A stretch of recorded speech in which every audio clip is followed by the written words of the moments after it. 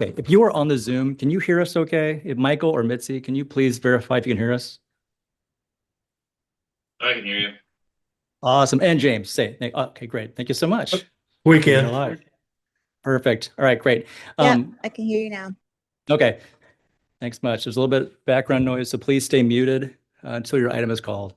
We're going to do a quick vote of the, who is that? I think it's me. Okay, please turn that off. We're going to do a quick vote for the minutes. For those who are now just joining us, there was a lag in that. So start with this. Ruth Kenoy voting for the minutes being approved for July. Yes. Captain Hamaker,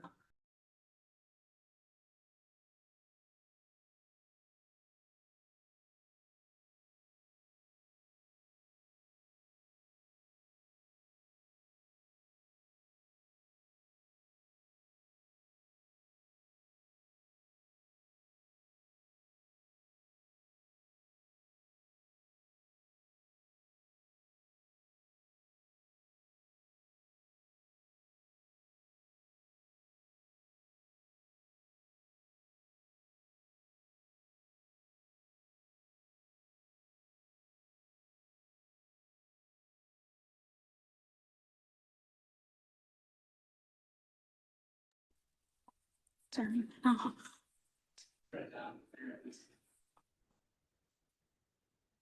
okay, we're back. Can you guys hear me in the waiting room? I'm sorry, in the Zoom room? Yep. Thanks. We're just having some technical issues here on our end. User error, to be honest. Okay. Okay. If you are in the Zoom and you want to speak on a certain item, please put your name and the item you want to speak on in the chat. So when we get to that portion of the proceedings, we will call upon you to speak. So again, just add your name and the item you want to speak on, and we will get to you at that time. You're all set. Okay, thank you. This is a preliminary review, calling agenda item A.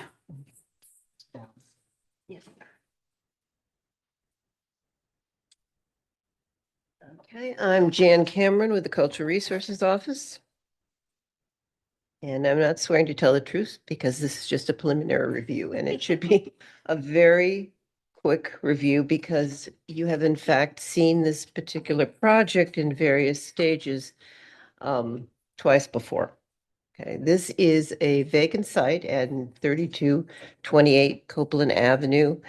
It is the proposal for a single family house with an attached 3-car garage. Let me hit the right button. This is its location. What you're seeing up at the very top of the image on the left is the highway. So it is in an extremely remote area, well, as remote as you can get in the city. Really doesn't have much context around it. That was part of the reason that what may not have been a typical historic infill project had a little bit more flexibility when it was reviewed by the Preservation Board earlier. Okay, so that's the highway. Oh, we fade. And this is the entrance. This is the only way you can get to this piece of property is by going around this house. And then you can see in the image at the right that the property is on the left and the side of the house that you see in the other image is on the right. So it really has essentially no context other than an awful lot of garages. There's another point. If we were looking straight ahead, the highway is in the distance, but of course it's submerged at this point. Okay, and now we've turned around and we're looking the opposite direction. This is the property of the house and then another row of garages. This was used as an example for the shape of the roof and the proportions of the windows, but the building does not follow an actual historic model example, and that's one of the reasons why this is a board decision. Okay. These are the two submissions that you saw. One in January 29 and 24, and the second, which are the ones on the right, on August 25th. What you're going to see tonight is an improved version of that, which the staff feels is more compliant with the historic standards. Let's go very quickly through these. And this was the original front elevations. And what that projection is, it was put in to break up the mass of the front and be it more contemporary or compatible with the rest of the historic buildings. It is in fact a tub, which is interesting. And a 3-car garage at the back. That would not be visible except going down the alley. Okay, now I'm going to leave this out because the architect is here to present the current design. I want to mention to you that you should have received a letter for from the Compton Hill Reservoir Square Association in support of this project. Okay. Are there any questions for my little bit? What is your recommendation? Oh, we are recommending approval. Commissioners, questions? Okay, let's Okay. hear from the architect, please.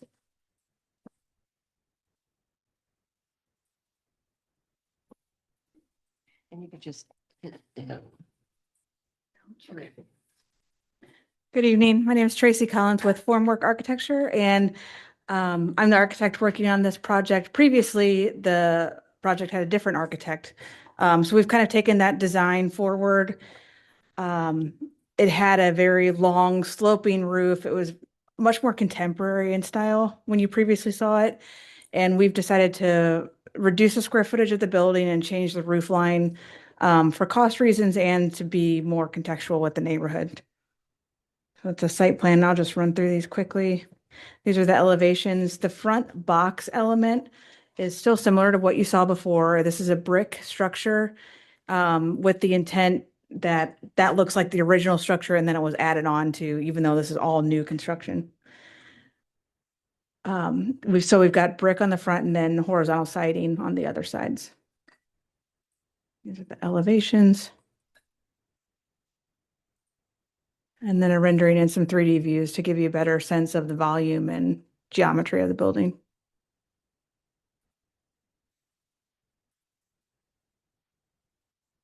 Happy to answer any questions that you have. Let's see. Commissioners, anybody have questions?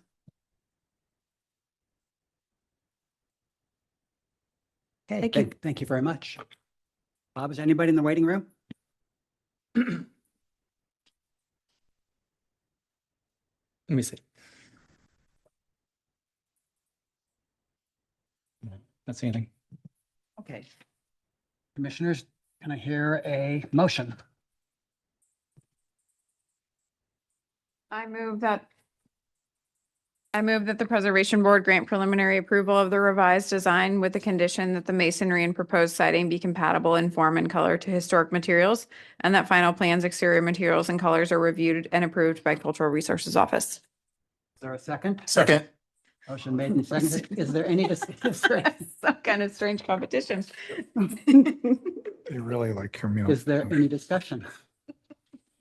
Hearing none. Bob, would you call a roll, please?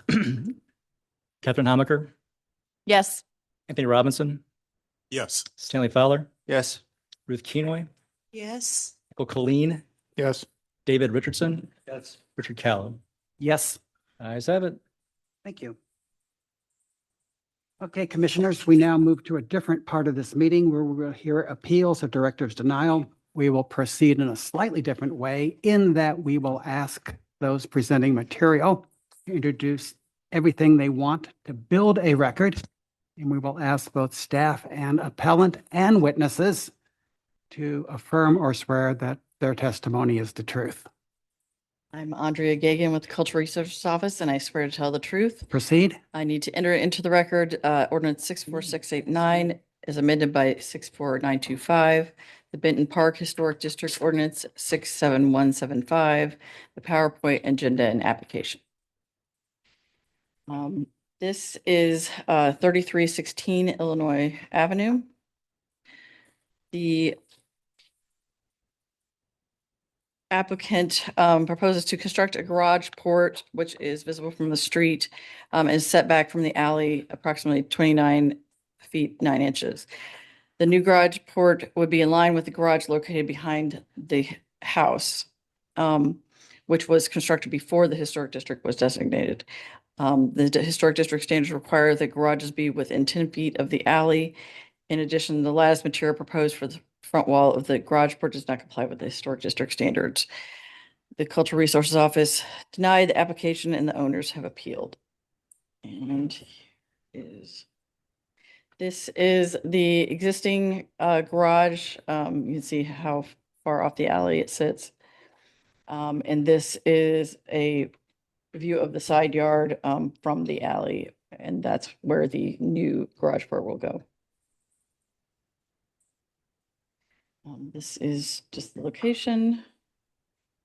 And you can see on the aerial where the garage, and the garage port, new garage port will be right next to the other garage.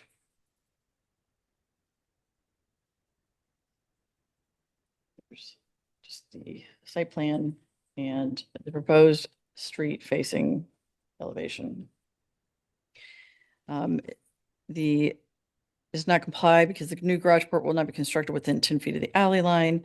The lattice proposed, as I said, is not one of the siding options allowed under the standards and is not based on model example.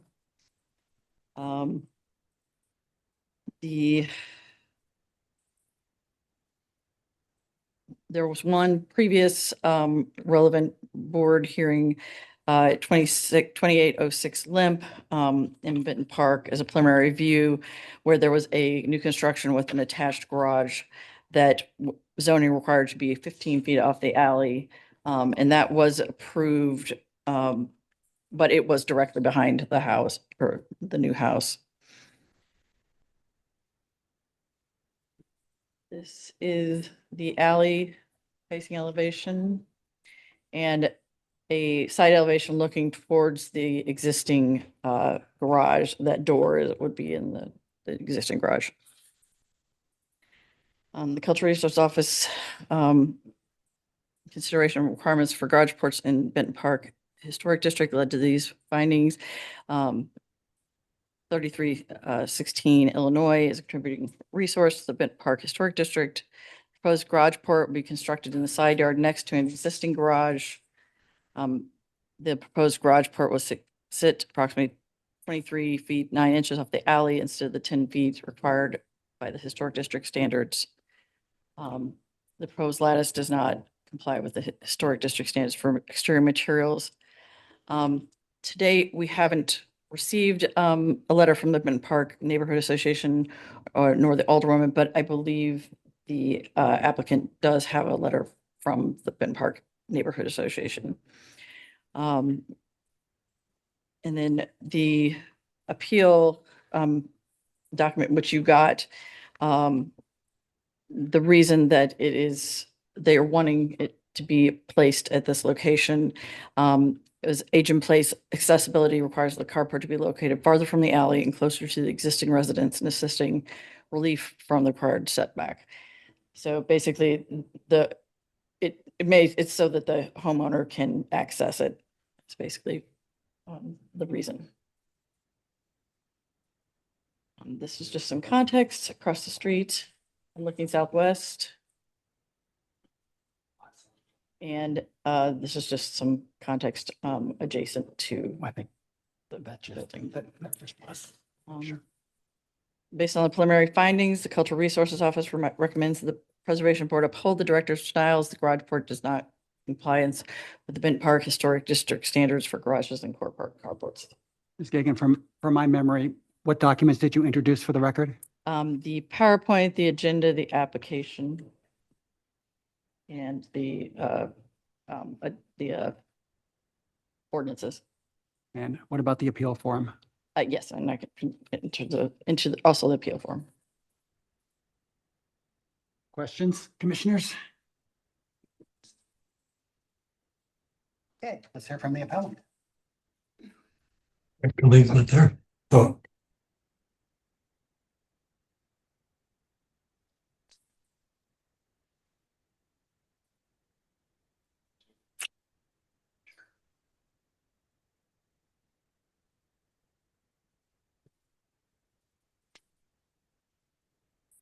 Afternoon. Do I need to be sworn in or? For the record, are you recusing yourself? Yes, I am recusing myself. I did not ask this time. So you are. I was a recused. little late. I may have missed the recusal round. Sorry. You did not. I missed it. Okay. Proceed. Okay. Well, good afternoon, everyone.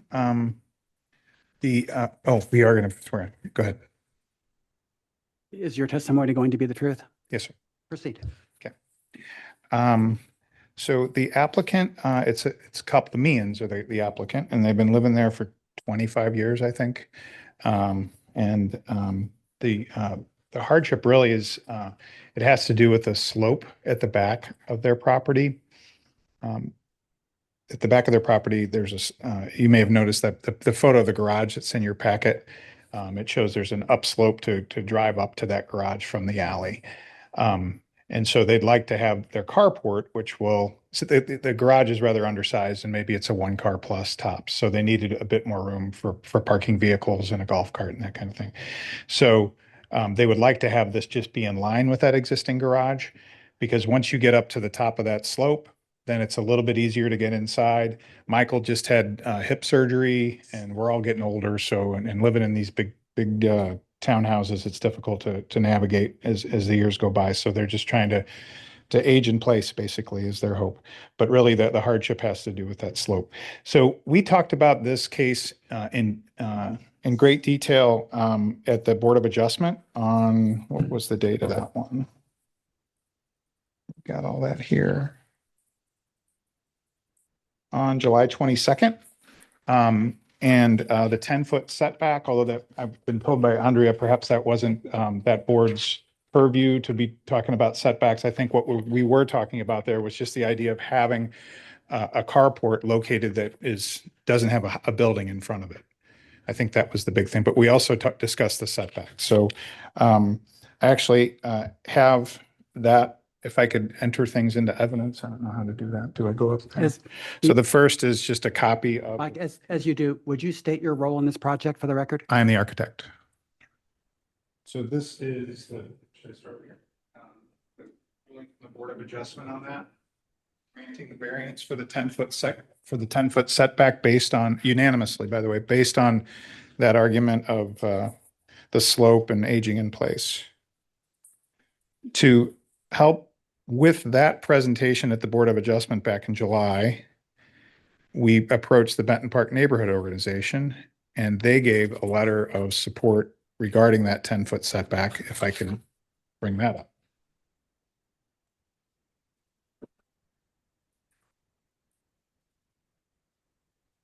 And finally, we've been in touch with Tim Mulligan over at Benton Park again, and talking to him about this idea of the trellis. And it's sort of a roundabout letter of approval, but if you read the last sentence in here, it does say that Benton Park's good with that trellis as a solution.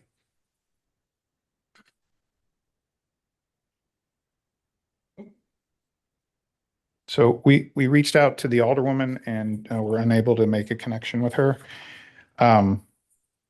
But another item I wanted to just show you is, I think we all know that fences can come down. So I asked this picture to be up here. So, what would that look like without the fence? And trees can come down. So thank goodness we're in the AI era and this rendering didn't cost much. But so I'm going to show you what it looks like without the fence down and this trellis structure.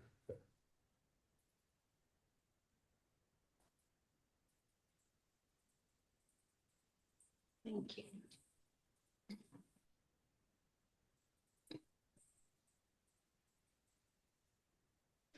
So originally, our plan was just to have that be an open carport with no wall. The owners are really just trying to keep their vehicles out of the weather, but also, as everybody who has a carport occasionally use it for entertaining, so they wanted it open to their yard.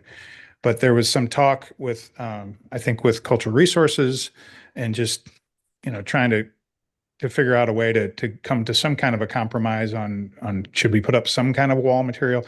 We thought if we put up a wall with like painted cement board siding. Well, now it's a garage and we've driven up the costs and they're, they're on a budget over there like we all are. But a trellis is something a little bit more affordable. So that was the thought. It allows light and air in. It still provides a wall. So you're not just looking at cars from Illinois Avenue. It provides some kind of a barrier there. And you can imagine more landscaping would be placed in front of that. But we didn't want to play up the landscaping because that defeats the purpose. That's why we took the fence down in that image.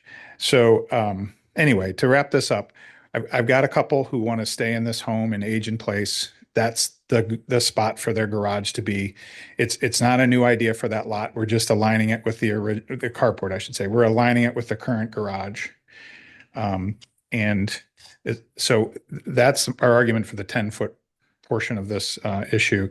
But then the trellis is really, we think that's a good compromise solution. We realize it's not necessarily something found in the district, although on porches around I've designed porches in Benton Park where they've asked me to put trellis underneath there. So or lattice. So I think it's not a foreign material to the neighborhood, and we could work with staff on what that material actually is. And so I think we've come up with an elegant solution to help them get a parking space for their cars. And we appreciate you considering this. So take any questions. Commissioners, questions? I have a couple questions. I'm assuming, and just I don't want to assume, but the owners of the home, they own both lots full outright, right?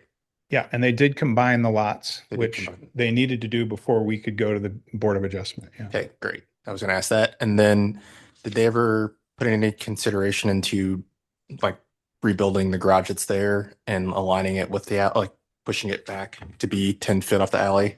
I know there's an accessibility thing there, or just kind of. Yeah, get two things understanding. there. It's a garage they already own, so tearing it down, starting over, there goes another $25,000 or whatever. And then now they're down the hill and he's going to have a tough time getting up, after having that operation. So yeah, they're really, it is an accessibility issue. So. That's all the questions I had. Further questions down this row?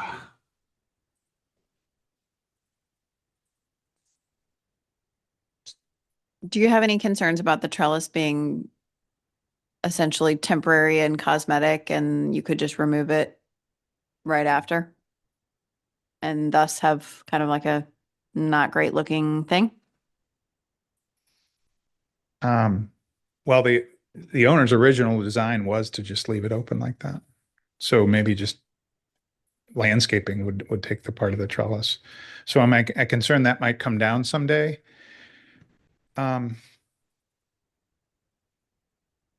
I don't know. I think it's a nice feature. This homeowner certainly will never take it down.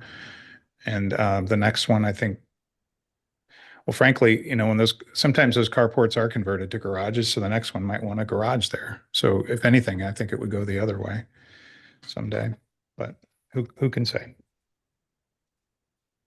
Commissioner Richardson, were you forming a question down there? I was just confused. So the historic code needs to be 10 feet and the zoning code it needs to be 15 feet? I think the zoning code is, Anthony, I could be wrong. I think it was a 0 lot line back there for garages. Yes. So it was really, what we were talking about was the notion of actually having the building there at all without another building in front of it. But the 10-foot setback did come up. We talked about that at length. So the staff report says zoning requirements that require attached garages, attached garages to be 15 feet off the alley. I'm confused.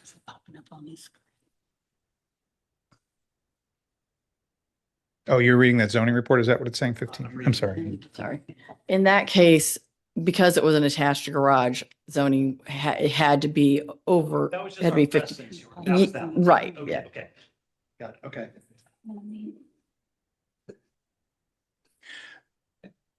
So I was on the committee that wrote those Benton Park guidelines, and what we were trying to do was just make sure that we didn't have accessory buildings like coming into yards and sort of taking over things.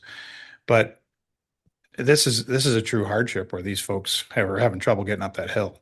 And since there's already a garage there, we thought, well, let's put one right next to it. And it's still way back there. You can see that in the picture. That's an accurate image. So. This might be a question for staff. What was so the garage that's there was built before there were, okay. So, okay, just making sure. Yeah, it's probably from the 20s, I would think. I mean, about the time they would have bought their car, I guess. So the owner is online too and would like to speak if that's okay. With the provision that they introduce themselves, turn their camera on, and swear to tell the truth. Yes.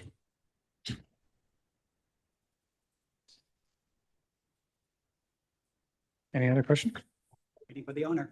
Hello, Here they are. I'm Michael Meehan. This is my wife Megan Meehan. Welcome. Is your testimony going to be the truth? Yes, it is. Yes. Proceed. I'm sorry, what was the exact question you guys had? We were told you had something you wanted to say. Well, we want this, we're hoping that this goes through. We've lost you. Me and, there you go. There we Thank go. you. There we go. Sorry, we didn't think that the carport was going to even be visible from the street. So when this happened and the board came back and said, no, you're not going to be able to have that, then Mike Colleen said, can we do a trellis instead of seeing the whole side wall? I guess I don't know why that was turned down. If you look at this picture that's on the screen here from the Zoom, you can just barely see the white of the back of the existing garage. The carport is going to be right next to it, just on the left side of it. And really, it won't. The roof line would be what is seen. Only the roof line. And we're willing to put in, landscaping or, whatever the neighborhood or preservation board would require of us to help further shield it if that helps the situation.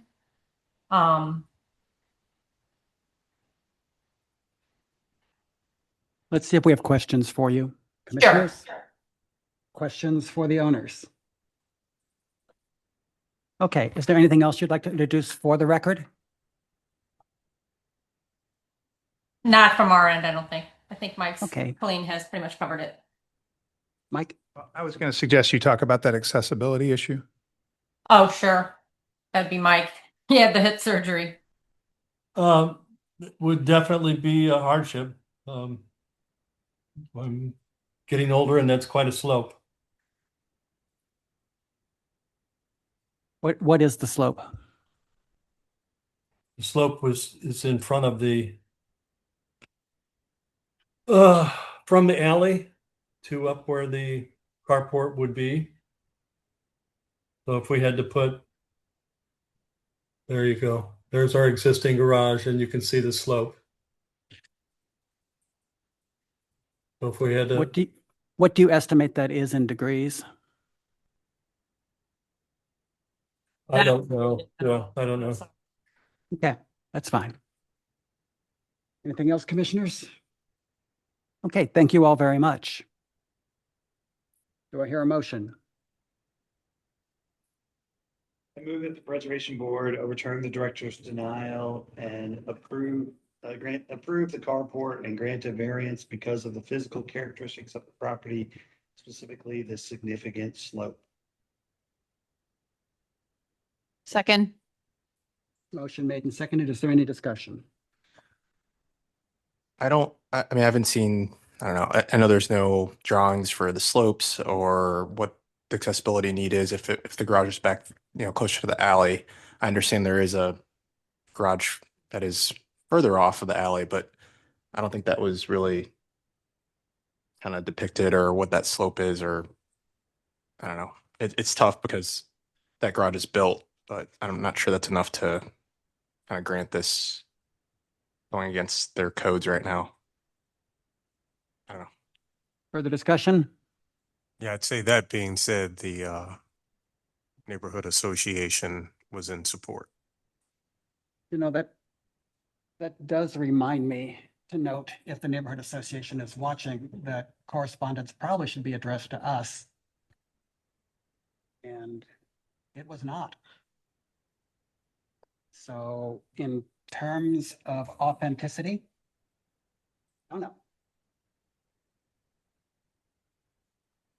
Well, with respect to granting the variance, we do have a quasi judicial proceeding in the city of St. Louis before the Board of Adjustment with conclusions of law that made a finding, a credible finding that they granted a variance because of practical difficulty and unique physical characteristics of the property, specifically the slope. So we do have a judicial ruling, quasi judicial ruling here from the Board of Adjustment. For the comments? Hearing none. Have a roll, please. Call the roll. Whoop, Can Adi call the roll? yes. Um, Wait, can she? And Andy, is there anybody else in the waiting room? No, I don't believe Good. so. I forgot about that part. David Richardson, Yes. Catherine Haymarker, Yes. Ruth Kenoy, Yes. Anthony Robinson, Yes. Stanley Fowler, No. and Richard Kello. No. Right, it's 4-2. Motion- No, so- Appeal is granted. Overturned. Yeah. Okay, calling agenda item C. And any staff that needs to go on to concerts and other things are, of course, excused. All right. And really quick, if you've joined the meeting since we've started, please, if you want to speak on a certain item, please put your name and the address of the item in the chat. Thank you. Seems like it's a couple more slides. I'm Chris Nafziger, Preservation Planner for Cultural Resources Office, and I affirm I'll tell the truth. I'm just getting, oh, here we go. All right, so the next item is 2330 South 9th Street in the Soulard Certified Local Historic District. I have a whole bunch of items to add to the record.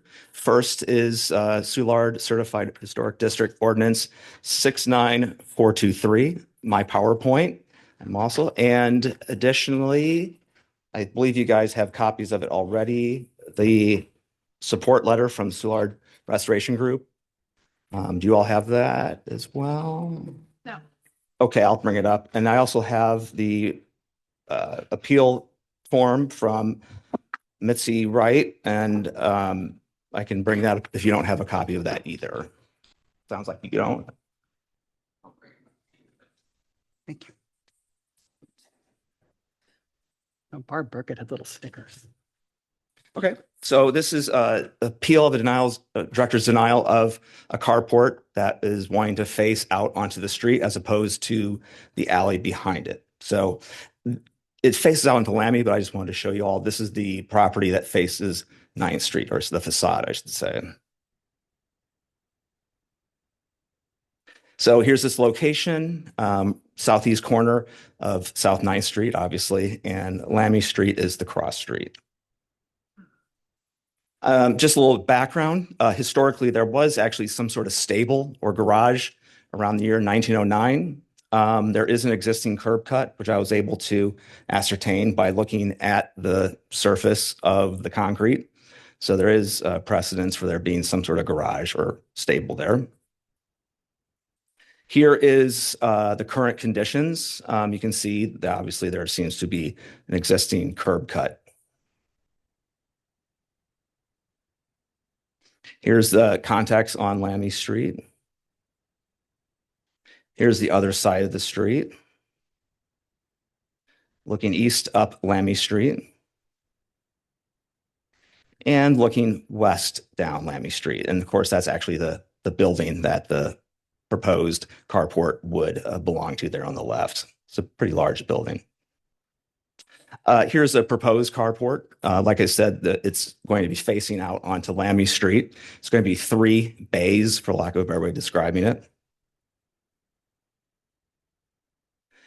Here's just a rendering of it by the architects.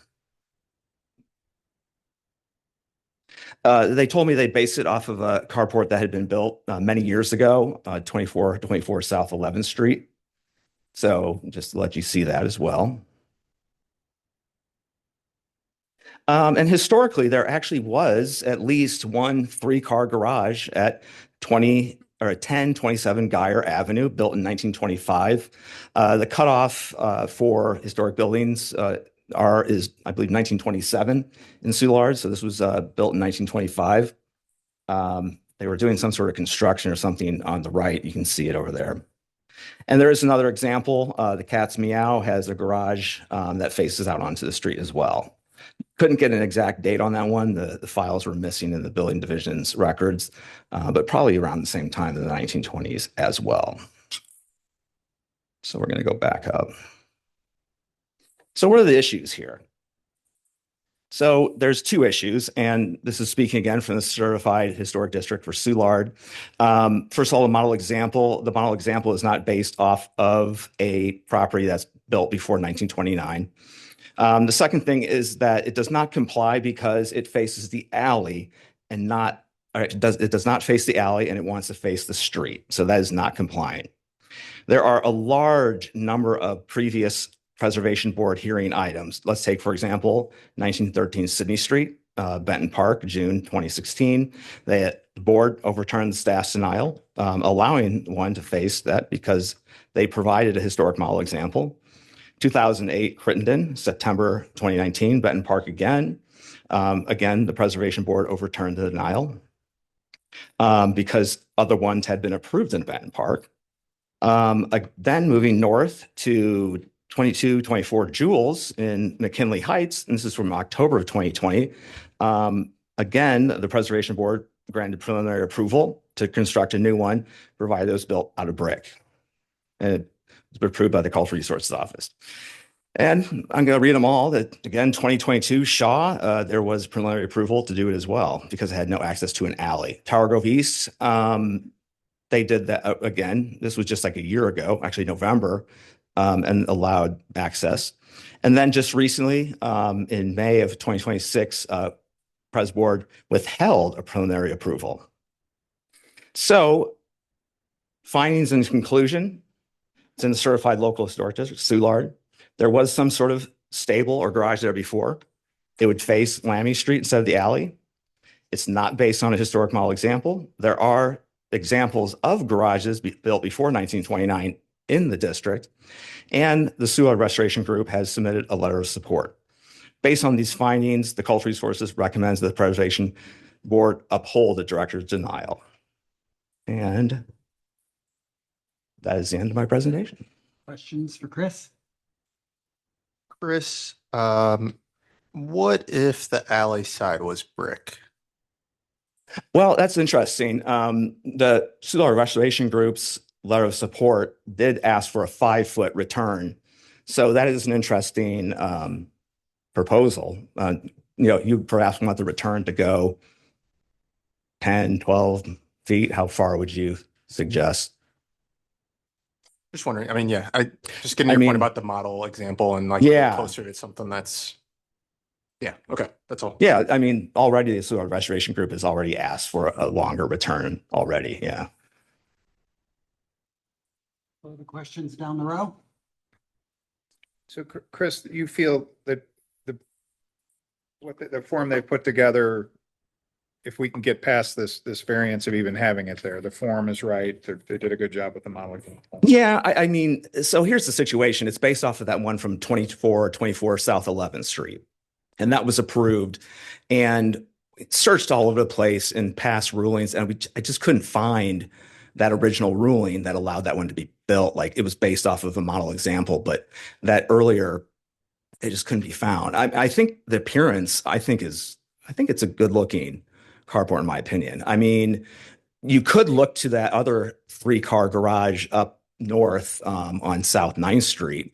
I mean, that's an example of a 3-car garage built in the 1920s.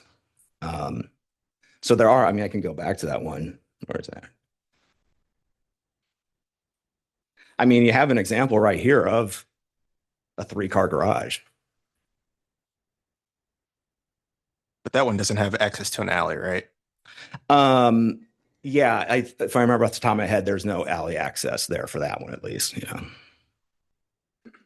What about the other one, the Cat's Meow one? Does that have alley access? Uh, No, that's a good question. It might. from the wrong side, but yeah. Yeah. Not adjacent in this situation. Sorry, Chris, kind of grill you here. That's fine. I'm happy What to. was, can you go back to the store? It's a map with that showed like the stable on it. Oh, yeah, Maybe- sure. I'd be happy to. It's going to take a little while to get back to, but I can do You're that. fine. I'm just wondering, so that would assumably have access off of, where am I? Yeah. So, I feel like that curb cut probably dates back to when that mysterious structure, and I looked everywhere. I just like checked as many different places that I could think of to try to get a photograph of that mysterious stable or garage that was there in the Sanborn map dates to 1909. So we know Maybe the appellant has one. it's possible. The appellant is here. She's waiting in silently right now. So it's possible. Further questions for Chris? Just one comment. I think Sure. you're right up. The ordinance you're introducing is the Central West End. Oh, I apologize. I think you want 57078 instead of Okay. 69. All right. Would you correct the record, please? To collect a record, I would like to change the ordinance to 57078. 57078. Thank you for that correction. Okay, let's hear from the appellant. Okay. I just unmute her. Which one? Ask to unmute. What's the last name? Mitzi Wright, WRIGHT. Okay. And I think I unmuted her. Mitzi, are you there? Yes, I'm here. Can you Oh, hear great. me? Yeah, we can hear you. Welcome. Tell us your name, Thanks. please. Mitzi Wright? And is your testimony going to be the truth? Yes, it is. And what would you like to introduce for the record? No, I think he about covered everything. I don't know if you had any additional questions. Really, I guess I'd say having access from the alley. One, I don't know if you saw in the other pictures, there are these yellow cement barriers there by the dumpsters. And the dumpsters are located right behind our building.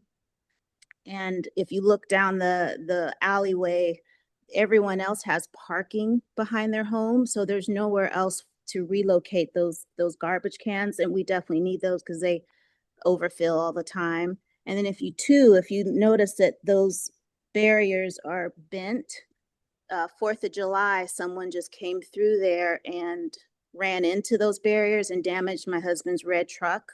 So we'd like to keep that as a safety feature because it did prevent even further damage. That it just, my neighbor's garage, you can't see it from there, but it totally just crushed his garage door in that area. So we would prefer to keep those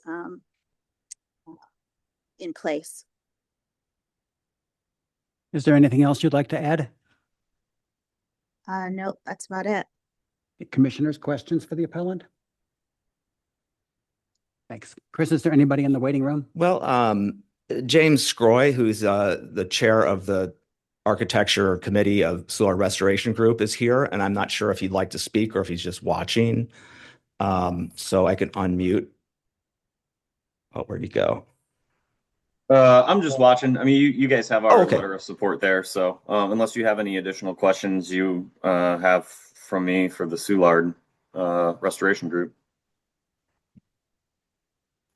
Nope, thank you. All right. Amanda, did you want to say anything? You're just watching? Okay, then it seems like that's everybody then. Thank you very much. Commissioners, a motion? One question. So in the letter from Soulard, it talks about vertical fencing, but we're not approving fencing. Well, I mean, maybe that's a question for James. I didn't feel like that the fencing was any part of, it was just about the carport today. Yeah. So that one comment, it's for the Who's elevation speaking? that's facing the alley. Okay. I have a motion. Hang on 1 second. We need to, who just spoke? That was James. James, could you come back on, please? Sure. Yeah, I'm here. I don't see you. He's up at the top. I see his name. I don't see him. There There we he is. go. Is your testimony going to be the truth? Yes. Thank you. Yeah, the one comment I think that you're referencing is for the elevation facing the alley itself. There was horizontal slats depicting that wall where we don't allow within Soulard horizontal slats. We prefer them to be vertical.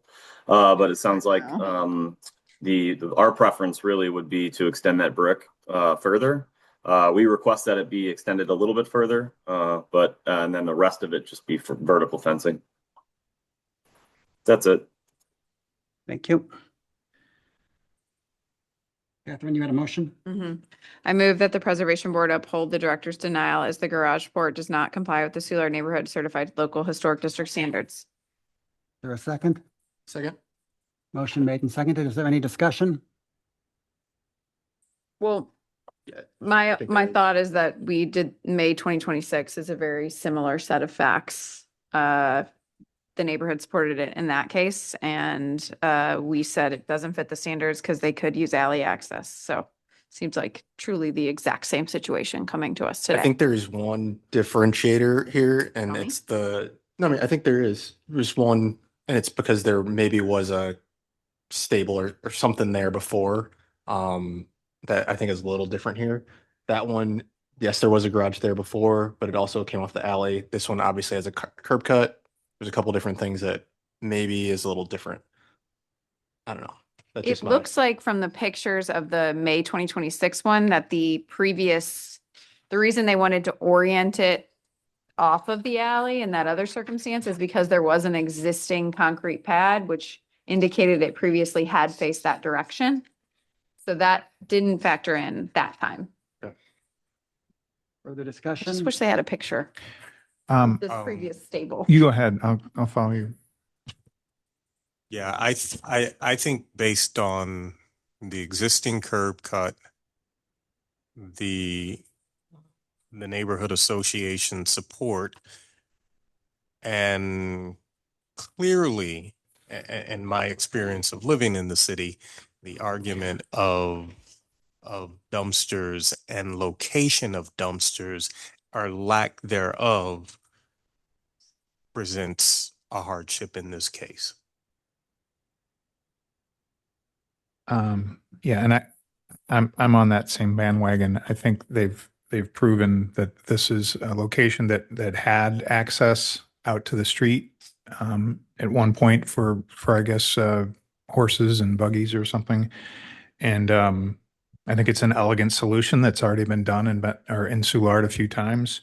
I think frankly, we should celebrate the fact that they want to invest this much in their property in the city and they want to do it right. And they're adhering to the neighborhood guidelines. They're going to see the neighbors. They're getting their approval. They're meeting with CRO. You know, this city we're in a difficult time, and I think we got to hold on to everybody that we've got who wants to invest in it and who wants to do the right thing. So I really feel like this is a good example of that. Mike, I would say one thing is lacking though, and it's the brick return on the alley side though. Would you agree that maybe that should be pushed further back? You also view this from the alley as you drive by. There is nothing shading or like preventing that view from like something that like a vertical fence or a siding in this case. You know what I'm talking about? So as you're driving by, you would look down the alley and see the siding. Should that brick go further back in your opinion to like be the full side alley side? Well, it would be wonderful if it went all the way back, but you know, I think we also have to be cognizant of just the cost of construction these days. A brick wall, adding 2-3 feet to a brick wall is a very expensive idea. So if they've come to a compromise with the neighbors as it sits now, great. If there needs to be another foot or so to get their approval. But I don't think it needs to go all the way back. I think that would be I believe they requested 5 feet back. 5 additional feet. Looks like 5 feet instead of 1 feet.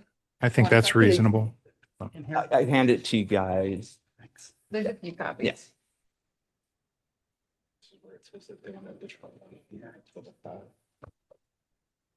It's also a safety thing. If the trash dumpsters there, there's going to continue the wood fence. You have to trash that. I think if we're going to cite the neighborhood approval, we should probably meet the neighborhood conditions. I think the motion is still uphold that. Yeah, motion for a poll. Let's deal He with just that. wrote in the chat. They were Further suggesting a comments on this 4-foot motion? return and said, can you make it? I was just gonna So it's only comment. one I never additional noticed foot. this in the Soulard district ordinance before, but their lead-in language says garages and carports are not regulated. And then they say, except it has to be within 10 feet. Yeah, it has to have the alley and it has to have a model form, which is kind of ridiculous because what else is left to regulate? It's a garage. Call roll. Call a roll. Let's- All right. Commissioner Richardson? Yes. And Wait, Ms. no. Yeah, I know, I think you guys are confused. Yeah, I think So- you're, yeah. Gonna say, Could you repeat the motion? It was to uphold the director's denial. it's like Melanie was back. So Commissioner Richardson is a nay. Right. No, yes. Commissioner Colleen, No. Commissioner Hummaker, Yes. Commissioner Kenoy, No. Commissioner Robinson, No. Commissioner Fowler, Yes. Commissioner, or I should say Chairman Callow. Yes. So that's 4 nays to 3 yays. So it failed. Okay. Do I hear another motion? I move that the Preservation Board overturn the director's denial and allow the garage port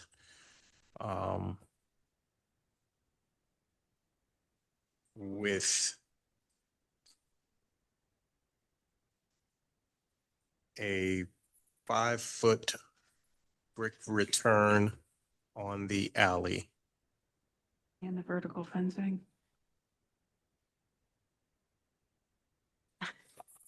And the reason being, Don't need a re- don't need a reason, need a second. that's my motion. Second. Discussion? Discussion. Could we You also wanna add the include the vertical boards as the neighborhood wanted? You don't want to include that? Further discussion? Not on an alley. Well, I think she established, and the testimony was that there's, again, physical characteristics here of the site because of the alley, the dumpsters, that, and then the historical evidence to allow for this variance and allow the access off the street. Well, didn't she also say there were bollards, some sort of? Yeah. Yes, they're visible.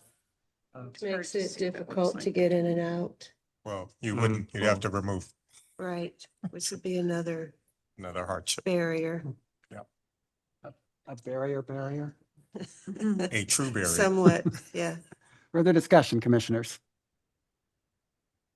Okay. A roll again, please. Commissioner Richardson, Yes. Commissioner Colleen, Commissioner Hummaker, No. Commissioner Kenoy, Yes. Commissioner Robinson, Yes. Commissioner Fowler, No. Chairman Callow. No. So the ayes have it, 4 to 3. So the appeal is granted with a condition. Thank you. Okay, let's do, what time is it? They took the clock out when they. It's 5 minutes till 5. Let's take a 2-minute break for, Okay. for people who might need it. Like Vincent's here. You come in for a second. They wanted to put it around, like, it's just not their two-car garage here. This is the Because they already had the. curb chat for the cut whole meeting, right? previous concrete So pad, I'm and they asking. Said no. And Missy will be contacting you tomorrow. Corbett said yes. What did you He say? who was here. I don't like it spread out. And that's. You were, and you voted to deny it. No, I. Well, I'm guessing it is because they come in Anthony? and they Al? show up here. Because I was thinking, But the lawsuit was one time. well, the lawsuit happened and was discussed the week before. I feel like this was a reaction. To be like, all right, standards or Yes. nothing. Yes. Yes, because, I mean, I feel that the neighborhood organizations. Yes. Okay. Right, it's a And I tricky like the one. design on this one. It's a Oh, I nice, completely nice agree. design. You want us to stop. Well, you're gonna be here a lot longer than that. Oh, boy, I couldn't. You got two more to go before you get to mine. Go to your dog. Wait, I have an app. I'm trying to figure out where the app. Yeah, she just told us. Yeah, I'm not seeing Jade. I'm not seeing the things you see. Okay, So I just, please just watch it. all right. It'd be great if we still hear back. Wait, now I see it. No, it's split up into things. Man. What's your minutes? Yes.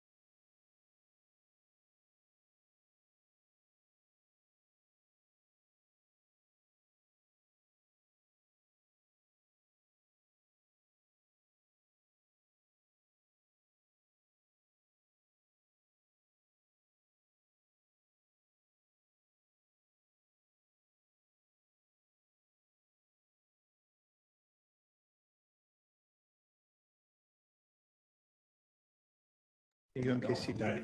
Oh, that's what she's doing. Okay. Today, actually.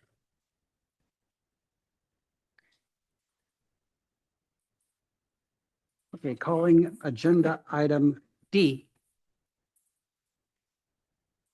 Oh, what? Exited out of there? It's not working. Oh, got it. Perfect. Thank you. All right, the next agenda item. My name is Chris Nasser, Preservation Planner at the City of St. Louis Cultural Resources Office. I affirm I'll tell the truth. So our next item, letter D, is 1420 Brayman Avenue, director's denial to install vinyl windows. And I have several items to add to the record. First is the Hyde Park Local Historic District, and that is ordinance number 69299. Are you sure? Is that right? Try again. What's that? Try again. Oh, no. You gotta write on the report. Where did I put? Just said the wrong words out loud. So, oh, it's 57484. Apologies. I apologize. So I'm adding that, and I'm adding my PowerPoint. Also, the appellant has a short PowerPoint of one slide. I'm going to also be adding, and I also will be adding. I also have a letter of support from the Hyde Park Neighborhood Association, and I also have the I should say the appeal form from Virgil, who is the appellant. And do you guys need a copy of this? I can bring it on. Thanks. Yep. All right, so this is the property at 1420 Brayman in the Hyde Park Local Historic District, Certified Local Historic District. Here's its location, just north of Salisbury Street on Brayman Avenue, just east of Blair. And here it is again, just so you guys get an idea of what it looks like.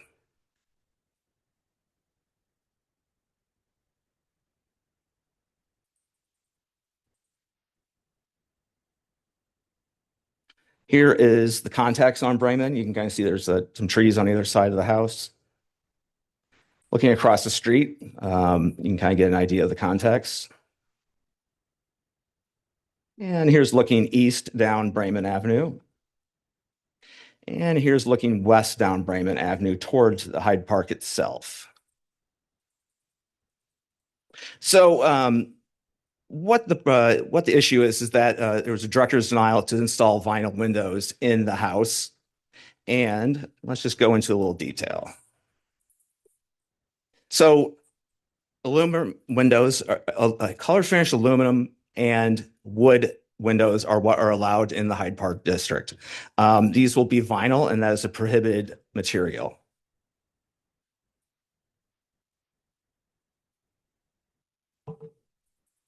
And there are some relevant Preservation Board rulings in the past in Hyde Park.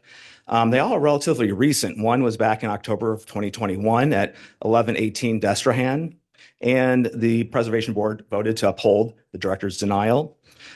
Same address, and this was basically 1 month later, where the Preservation Board actually then voted to overturn the director's denial and directed the owner to work with staff. In the end, however, the homeowner actually ended up going with color finished aluminum windows, interestingly enough. Then about a year and a half later, the Hyde Park, again, 1901 new house, the Preservation Board voted to uphold the director's denial of installation of vinyl windows. So here's just, I kind of put up a screen right here. These are the windows. We're just going to go through some of the preliminary findings and conclusions. 1420 is located in the Hyde Park Certified Local Historic District. The windows would be made of vinyl, a prohibited material. The new windows would, however, restore and replicate the segmented arches in the windows that had segmented arches. And very importantly, the Hyde Park Neighborhood Association has submitted a letter of support in the appeal. However, based on the preliminary findings, the Cultural Resources Office recommends that the Preservation Board deny and uphold the director's denial of the installation of vinyl windows. And if you have any questions, I'd be happy to answer them. Which of these findings and do you believe supports the conclusion best? The denial? Mm-hmm. The fact that it says that vinyl windows are not allowed in the Hyde Park Certified Local Historic District. Thanks. Commissioners, further questions? Who is Douglas Eller? He is a member of the Hyde Park Neighborhood Association. Yeah.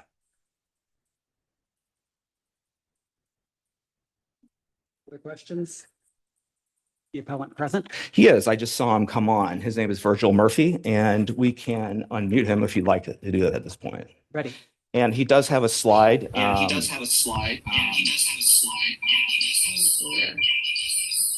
Oh, someone needs to mute. Virgil, could you just mute your volume and when you're speaking? Yeah. Can you hear me still? I don't know. Okay, you're good now. Yeah, I'm not hearing my voice now, and I'm just hearing you. So you're ready to go. Okay. Yes, my name is Virgil Murphy, and I guess agree to tell the truth. That's what I have to say. Okay, hold on just 1 second. We're going to work on a technical problem on this end. Okay. She has two open. Yeah, we're gonna kill one of them. Oh, he does, doesn't he? Right, now try it, Virgil.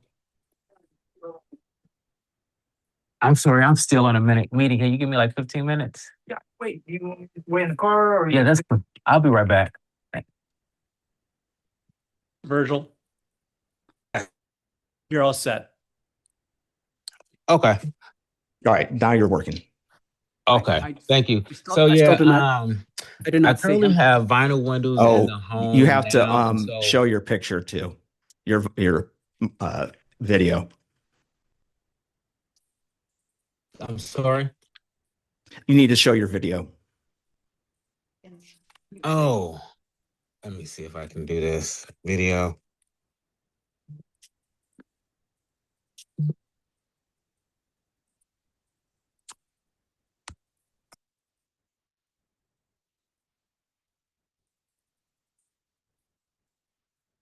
There you go.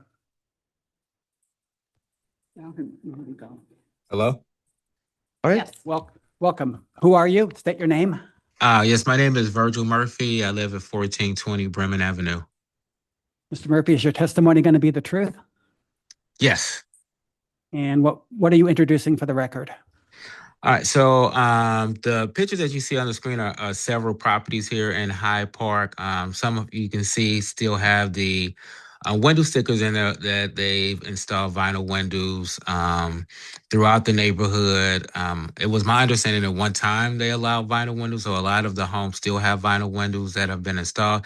Even my house currently has vinyl windows. They're just older vinyl windows. They were, when I purchased a home, I think maybe 17, 18 years ago, they were vinyl, and so they're just time to be replaced. So I am trying to find the most effective solution that I can replace the windows and still add historic value back to the home. Because the windows that are here now are vinyl. The original arch tops have been removed, like all of these other ones, and they have, like, I guess, the wrapping. So what they're going to put in are going to be still the putting back the arch tops. They won't be white, and so there'll be a quality vinyl window. I'm going with a tan, I believe it is. Like I said, to add to the original look of the home. And so that's what I'm trying to do, just a cost approach. So something that I can afford, that I can still like add the value. Because the vinyl windows that are in the home now are leaking. They need to be replaced. And to me, it creates an economic hardship to have to go back and put in wood windows in the home at this time. So that's what I'm forced with, to leave these in here or go with a wood window. Like I said, and that's just not cost effective, especially I'm not sure if you know, like the median home value in Hyde Park is about $94,000. And so a lot of the homes here are similar to those in Soulard and Lafayette Square. And so those home values are anywhere from $300,000 to $400,000 is the median, the value of those homes. And so to put that type of cost in my home right now, so I mean the cost to put wooden windows just on the front of the house will be more of excess of $25,000. And so and I have home actually has about 31 windows. And so I'm trying to do this in phases. And so you can imagine to replace all of these windows will well exceed the value of the homes in Hyde Park. And so again, I'm just trying to go with something that's cost effective. The quality of the vinyl window is probably going to exceed that of a wood window as far as energy efficiency. Again, it's going to mimic that what was in here at one time, and it's not going to be a white window that'll be on the face of the house as well. So that's all I have to say. Thank you. Let's see if we have questions for you, commissioners.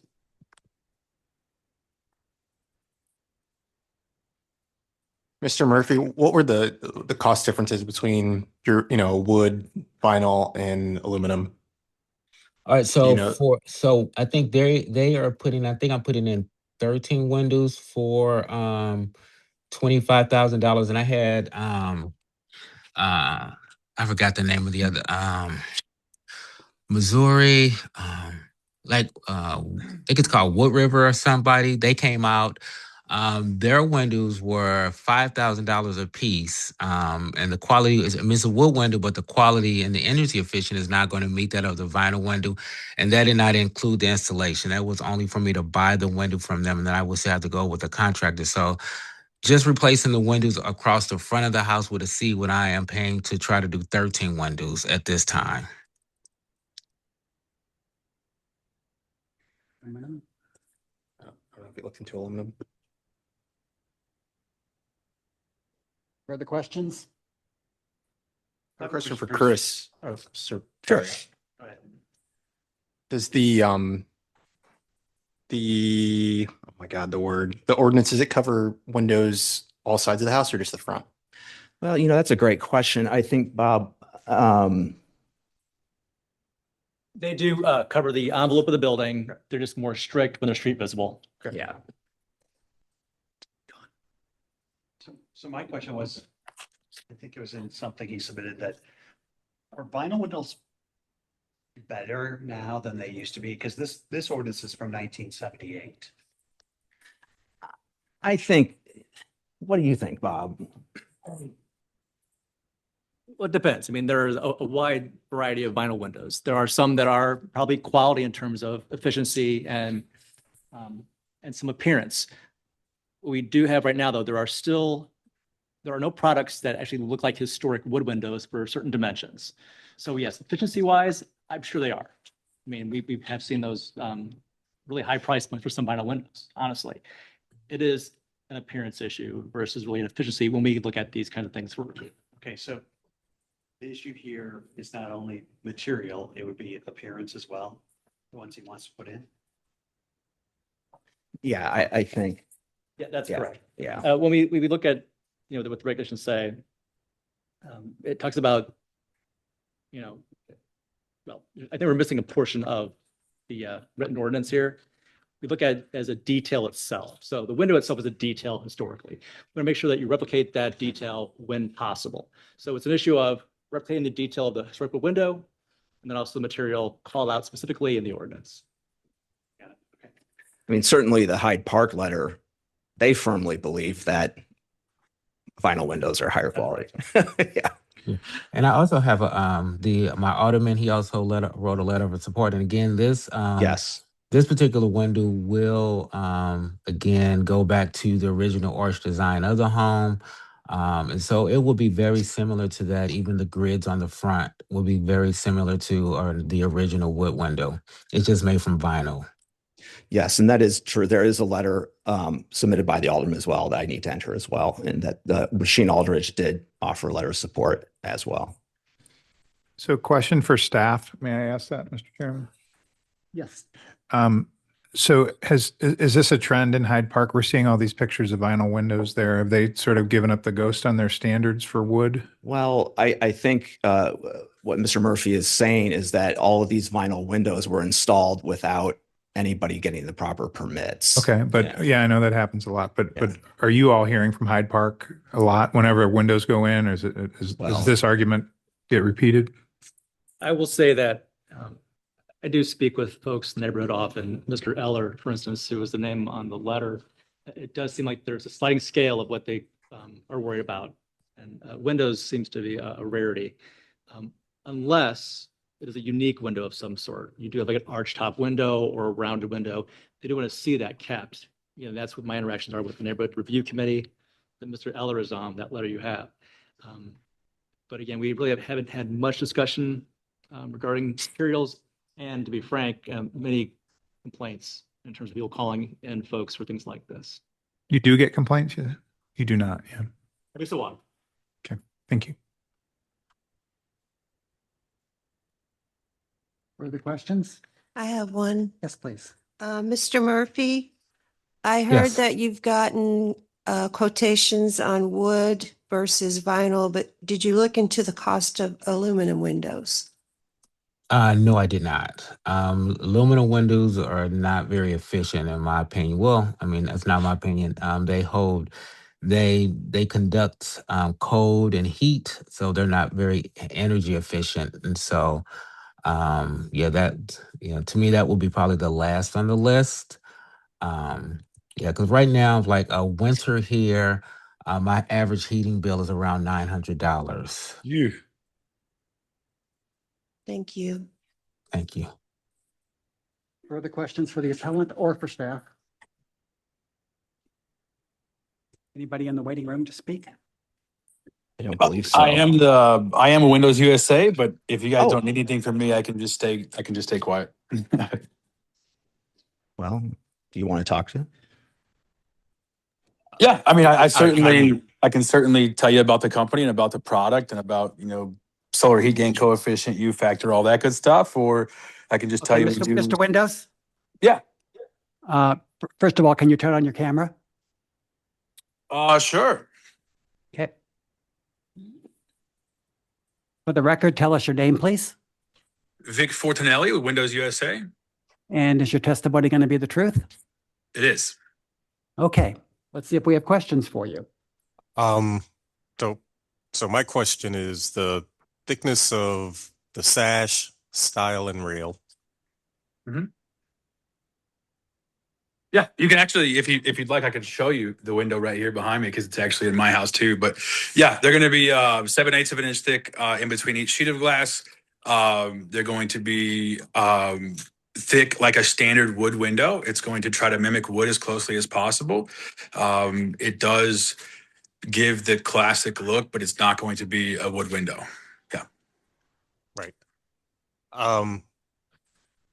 Sorry. And I should say the width of the sash and the thickness of not depth, but thickness of the style and rail. Yeah, so on the double hung window, you're going to have approximately a 2-inch thick frame, if that's what you're referencing, and then a 4-inch depth, 3.5-inch depth is what you're going to have there.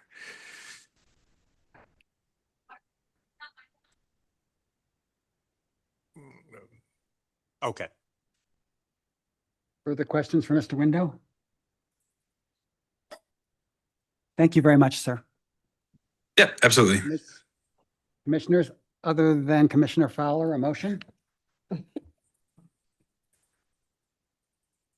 I'll make a motion that the Preservation Board overturn the director's denial and allow a vinyl window that has similar sash, style, and rails as a wood historic window. Second. Discussion? Why wouldn't we go the other way and make uphold the denial, but recommend that he works with staff before approval? I guess because this is appeal already. Sorry. Wheels. Sorry. Further discussion? Okay, let's have Take a roll. Commissioner Richardson, Yes. Commissioner Killeen, Yes. Commissioner Kenoy, No. okay, Commissioner Robinson, Yes. Commissioner Fowler, Yes. Commissioner, or I should say Chairman Callow. No. All right, the yays have it 4-2. The appeal is upheld. Let's do agenda item E. E. Take a drink of water really quick. I'm sorry, you guys changed it, I'm not sure exactly which one we went with because it was changed right before. So are we good to go as far as installing the windows? So we'll contact you tomorrow. Yeah. All right, sounds good. Thank you. All right, sounds good. All right, so agenda item E. My name is Chris Nasser, Preservation Planner, Cultural Resources Office. And I affirm that I will tell the truth. This is 4026 Castleman Avenue, appeal of a director's denial to demolish a street visible chimney. I'm entering a whole bunch of things. First of all, I'm going to be entering the ordinance 59400. Sure. Commissioner Richardson, is that right? Trust you on this one. Okay. Third time's a try, right? So I'm entering my PowerPoint, entering this report. I'm entering a short PowerPoint that the appellant has created, and then she's going to be presenting as well. I'm entering the appeal form, and I'm also entering a letter of support from the Shaw Neighborhood Association. I believe you need a copy of it, and I'll bring it on up. Thank you.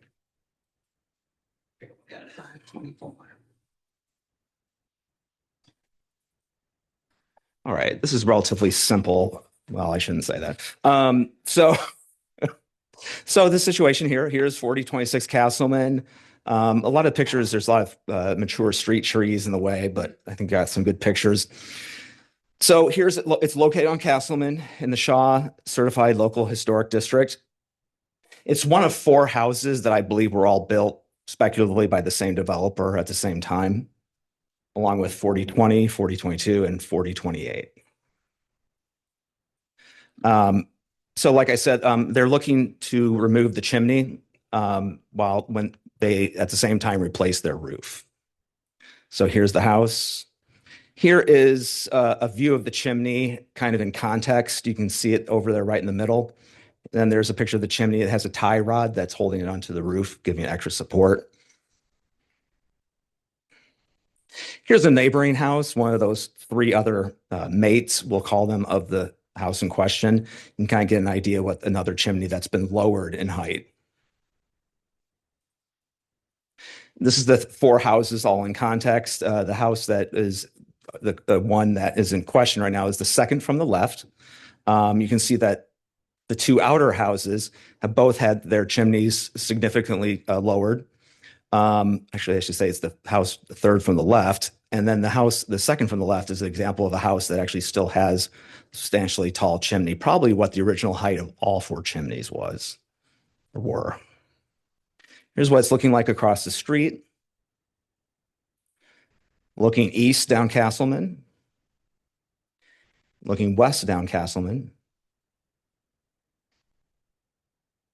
And we'll get to the presentation by the appellant in just a second.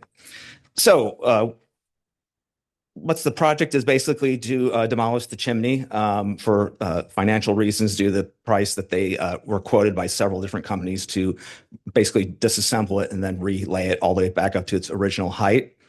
So the relevant legislation 59400 structures, letter D, it does not comply. It's considered a significant architectural detail, so therefore it cannot be demolished.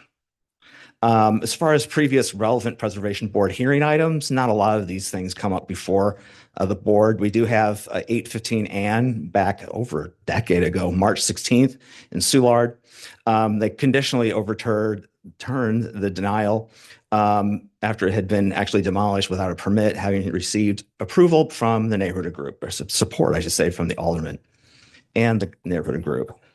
So preliminary findings, it's located in Shaw Neighborhood Certified Local District. It's not allowed because it's an architectural detail. Other chimneys have been removed or shortened in that same area. And the Shaw Neighborhood Group has, in fact, sent a letter of support. So based on these findings, we still support denial of the permit. Are there any questions? I have one. Sure. Which of these findings do you believe to be the significant ones supporting the conclusion? I would say the proposed demolition of the chimney is not allowed underneath the historic district standards. Thank you. Yeah. Further questions? Great, thanks. Is the appellant present? Yes, I saw her name is Rachel and I saw her here. Yep, I'm here. Oh, there you go. Hello, welcome. Tell us your name, please. Rachel Bradshaw. Is your testimony going to be the truth? Yes. And what would you like to introduce for the record that Chris has not already introduced? Yeah, I just put a few slides together to share sort of how we've come to this. We've lived in this house for 20 years, have had some minor roof work done in the past, and have been told before that the chimney was, the state of the chimney was somewhat precarious and would eventually be in need of either take down or complete repair. And the chimney is non-functional, so it's been bricked off since we purchased the home in 2006. You can go to the next slide. So we are getting our roof replaced and wanted to get this chimney taken care of at the same time for cost effectiveness. We were told we had multiple roofing companies come out and look at the roof and the chimney. We're told that spot tuck pointing would not be sufficient. And only 2 of the roofers that we got estimates from could actually do the chimney work themselves. Otherwise, we would have to get a separate contractor to come out and do the work, which would increase the time and cost of the entire project. And of course, we want to get the roof replaced for the well-being of the home sooner than later. The estimates you can see that were provided by the 2 companies that could do it are significantly different. So we did ultimately choose to go with the first company, Bone Dry.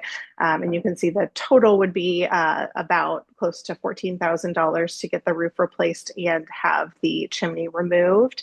They did provide us estimates for a full rebuild, 3/4 rebuild, half rebuild, which you can see are significantly higher, and we're already spending a lot of money. And then you can see the cost for chimney removal from the other company was significantly higher, and they did not provide estimates for partial or full rebuilds. So that's why we selected company A, again, with the hopes that we would have approval to have the chimney removed if possible. And you can go to the next slide. So as I said, we're hoping to get the chimney work done. You can go to the next slide. Do you have a next slide? It's not going down. I do, but that's fine. I could just say it. There's just, Okay. It's just words, so I can say it. It's fine. So like I said, we wanted the work done simultaneously with the roof repair. The cost for even a partial or complete rebuild would pose a significant financial burden. As Chris stated, other houses on our street have had the chimneys lowered or removed, and we did get support for removal from the Historic District Review Panel of the Shaw Neighborhood Improvement Association. So that's all I had to say, but I'm happy to answer questions if anybody has any. Commissioners, questions? Yes, ma'am. I see that you got opinions from roofers about the structural integrity of the chimney. Have you all spoken with a structural engineer about the chimney? No. And did the roofers give you any detail as to what was wrong with the chimney? I think you can even, I don't know specifically, I think you can even see in the picture there that it's kind of bending almost, even though it's tied in. So I think it's just, I don't know if it must not be original, but it's been there for a long time. And we're just told that it's not structurally sound. We've been told that there's concerns that it could fall and damage either, the home next to us, our own home, or if there were people nearby. Okay, thank you. Further questions for the appellant? Okay, thank you very much. Is there anybody in the waiting room? Nope. Doesn't look like it. Chat. In chat. Where do you go for that? It says no. Yeah, it doesn't look like there's anybody there. Okay. No. Commissioners, other than Commissioner Fowler, have a motion?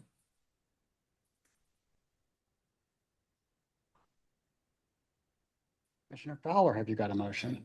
I move that the Preservation Board upholds the director's denial as a chimney is a significant element visible from the street, and its demolition does not comply with the Shaw Neighborhood Certified Local Historic District standards. Is there a second?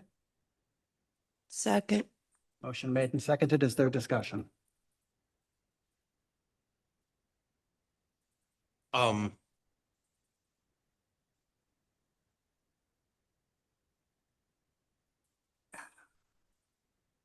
Well, again, we've got a letter from the neighborhood, just, excuse me, the neighborhood association.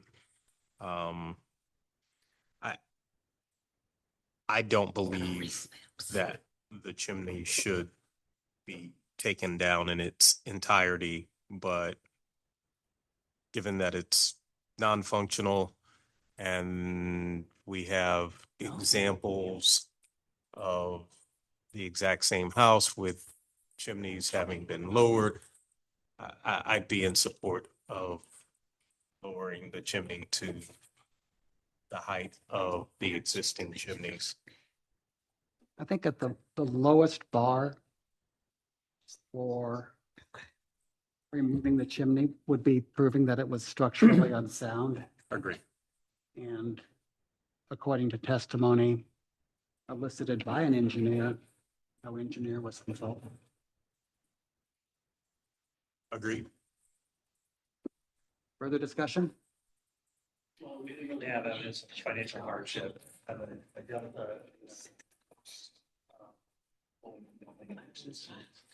Which is like 10 grand, which is significant, but.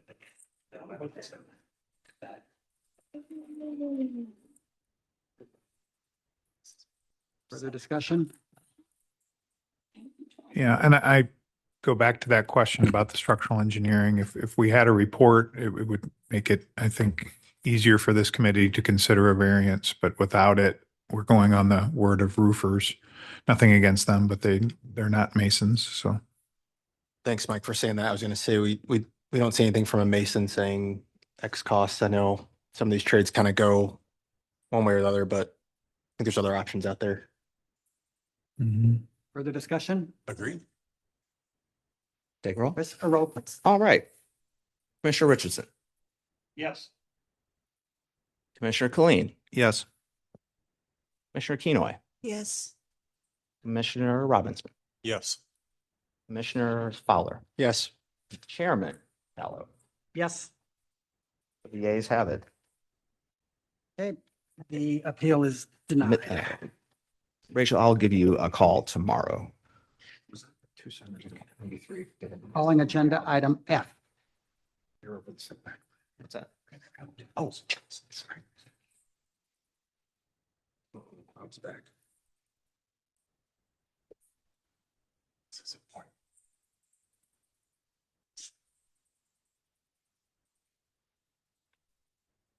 This one is not easy. I'll preface that. But before we start, everybody,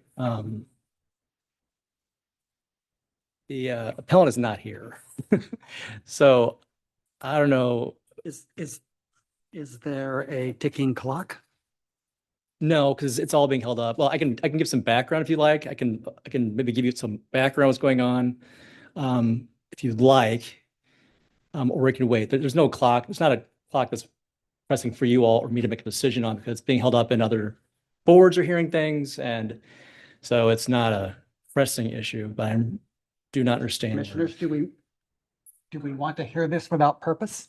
Well, I guess we filed an appeal though. What's he appealing? Well, he's appealing the location of the building. So let's say Bob Bettis with staff, let's tell the truth. It essentially is this, the building was built in the wrong location. They filed an addendum for the as-built location, which is not compliant We definitely can. with the standards. But just again, so we're all on the same page, this is also in the Board of Adjustments court because it also does not meet zoning code. The Board of Adjustment has heard the item, but is waiting for a few things. There's a request to get support from the neighborhood, elected official, the folks on the block itself, and you fine folks. So until you guys make them, sorry. Generally speaking, I'd like an appellant to be present when That's we what hear an I- appeal. If we have no compelling reason to hear this appeal today, I propose that it go to a different agenda. I think I'd hate to make a ruling without him here.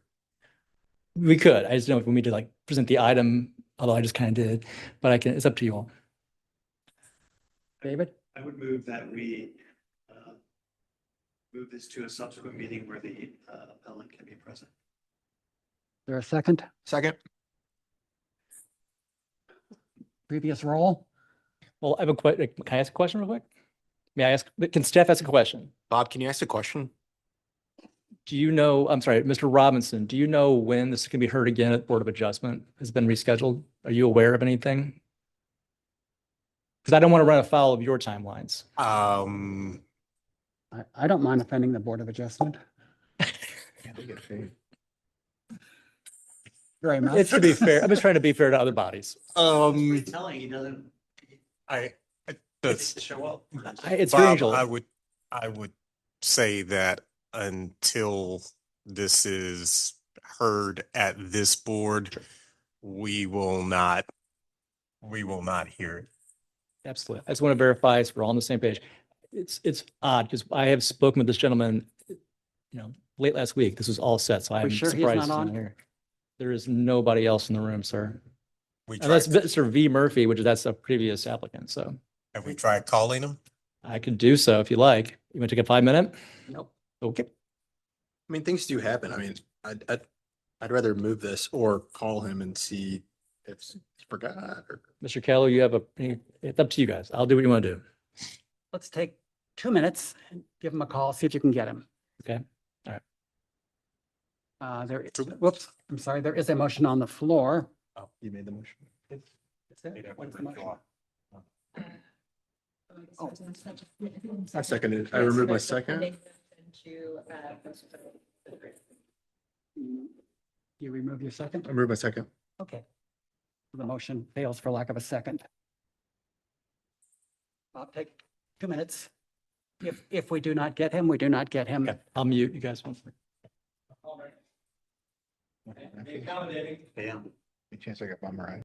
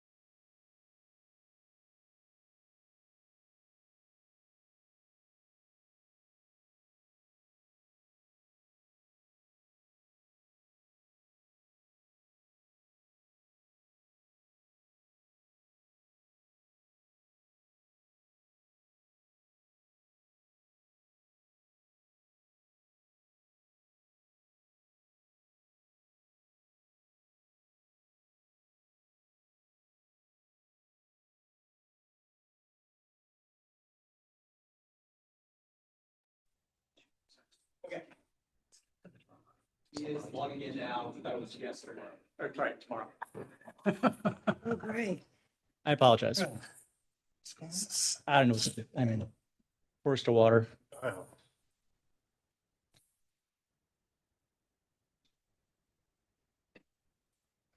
Sorry. I know you want to leave early. I apologize. No, So they're hanging out. I honestly, this is one I want to get knocked out. This has been dragging on for a long time. want to do our business. Listen, it is only 5:45 and I had a hearing for the data center that did not end until 12:30. We were in there for 11 hours. No, you definitely did your An hour civic duty. Do you need to move your car? Oh, no, I'm Gonna be good. Bob? Yeah, You already did. We already moved our cars. yeah, I put it on the street. I can pay two more Do I need to move my car out of the garage? Yes. Yeah, they close By at 6. We got 15 minutes, 17 minutes. Okay. I'll be back. I do not want to be in there. We still have a won't let quorum. you come back. You know the story anyway, so it's okay. Of all the people here who can go, you're the one who can go. No. We will reconvene this meeting when Commissioner Robinson returns. Okay, I'll pause it again. Nothing to do with my want to go to the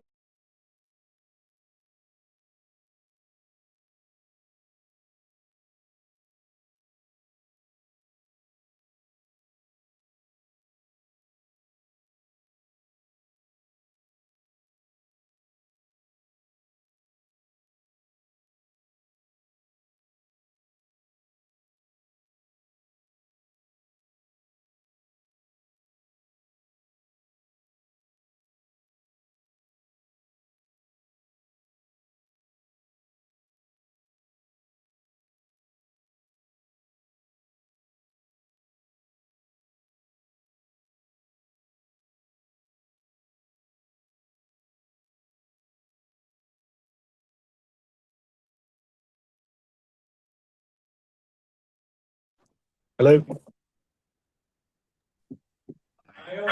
Yes. We're gonna brief recess waiting for you. Need your patience. Please hold on. We're gonna start in a few minutes. All right, thanks. Thank you.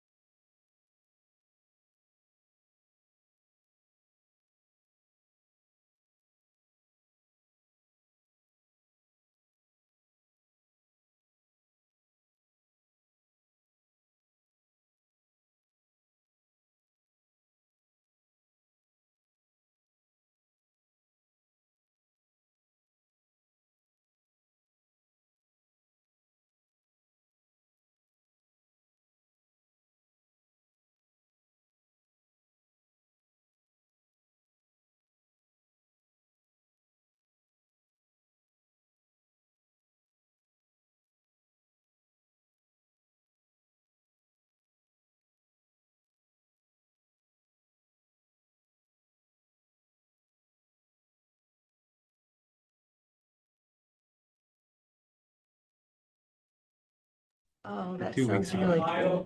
cool. Yeah. You're picking up my son's Boy Scout. Is mine? Is it raining? Yes. Yummy. Okay, all right. Well, it's the usual thing. I'll present first and you'll come in later, okay? Way down. So It's just really mute in the meantime. Thank you, sir. Okay, Bob Bettis with staff. I would spread tell the truth. Need to enter in our ordinances 64689, Lafayette Squares Ordinance 70926, my presentation, staff report. And also I want to enter into the record information you received by email, but I'm going to give you a hard copy as well. The information includes a summary email from the applicant regarding expenses, the application for hardship, and then also supporting documents regarding this project. And then also the letter of support from Lafayette Square, which also includes support for the applicant from the elected official and the residents of this block of Dolman. So I'm going to give this to. Thank you. Okay. So this is an appeal of a director's denial to construct a building essentially in the wrong footprint, wrong location with the wrong setback. You heard this new construction way back in April of last year. Over time, as the construction took place, the building was built in the wrong spot, just to be frank, roughly 10 feet off of the approved building line. And I'll let the applicant delve into why and how that happened. So to be candid, the area building inspector did not note the non-compliant setback and as well as other issues with the building in terms of how it was being constructed. But the key and most important thing was the location. The building inspector cleared the foundation for its construction, but again, failed to note it was not in the right spot. That's the big thing. Complaints surfaced once the framing took place above the foundation, and there were other items noted that did not comply with the approved permits. Stop work order was issued. The applicant then applied for addendums for the as-built location, and then also some other portions of the foundation which were not part of the original approved plans. Specifically, there's a small front porch that was not on the approved plan because it was not on the model example that was approved. So that's a major deviation that can't be easily remedied. So there are kind of the two items at play, the biggest being the location. The applicant has agreed to fix everything else above the foundation. The roof line will be corrected, fenestration patterns will be fixed, but he's appealing it because he cannot move the foundation. And he has provided information about the cost to do so in terms of starting from scratch and putting it in the right spot.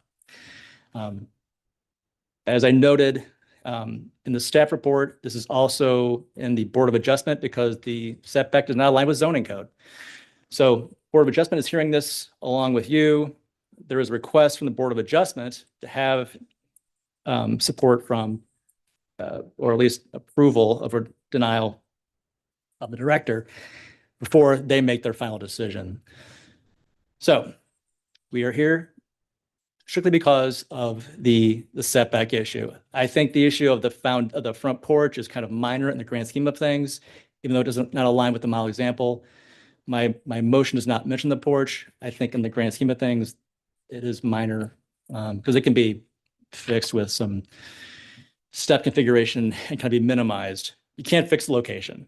So staff recommends that the board uphold the denial for the new proposed location. Any questions for me? Commissioners, questions? So Bob has an inspector. Been fired. Do inspectors verify that buildings are actually where they're supposed to be? I don't like to speak against other departments. The inspector in question acknowledges his error. He said, I just didn't look at the site plan. Went out and looked at it, saw those built per building code. I neglected to note the setback location. They're supposed to. I mean, they are supposed to. I mean, back to your question, they're supposed to note the location. That's it. A big problem of this, and I've addressed this with the owner and also the architect on the project. The drawings that were submitted to staff, ones that you all reviewed, they were inaccurate, just straight up inaccurate. There was no way to build that building in the right spot at all with the dimensions. This didn't make any sense. There was no way. It was too wide. The lot kind of narrows towards the street. It was never going to happen. So the drawings were inaccurate. And we've taken steps now to go out on site and measure sites to verify site conditions. We just have to at this point in time. We're looking at elevations to make sure we see neighboring properties line up, and also measuring the lot sizes to verify. We just have to now moving forward to make sure these are correct. That's what happened.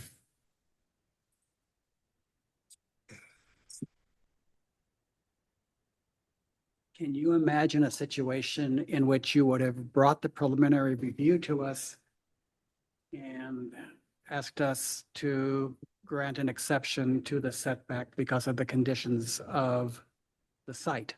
No, we would have asked for a properly scaled building. Perfect. Commissioners? So is the building now like on the property line? So it looks like they just moved it back so it would fit? No, the property line it's still, well, it's at the corner. The corner you see like on That corner. yeah, that corner hits the property line now. So it is like they chipped. Yeah, I'm sorry, let's go through here. Let me kill this.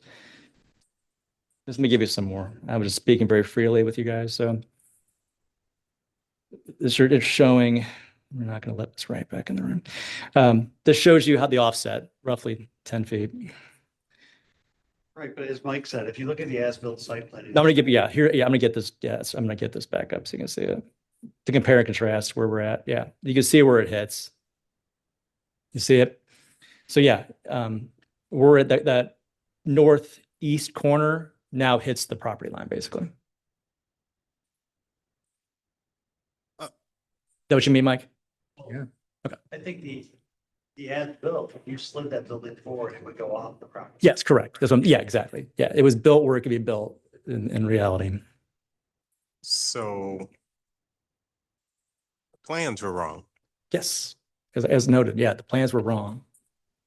Yeah.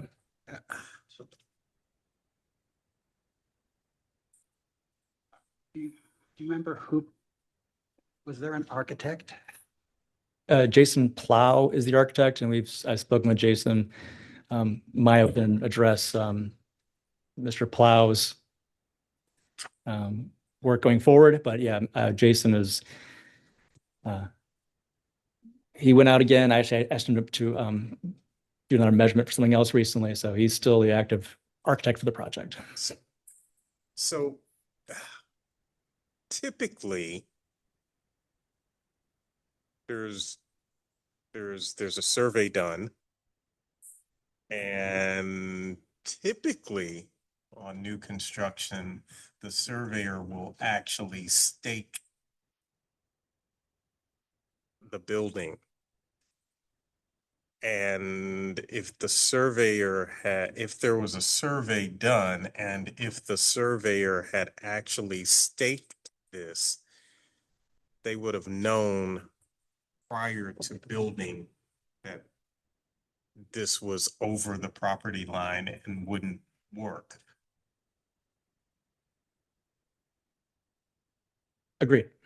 And then they could have come back and adjusted it.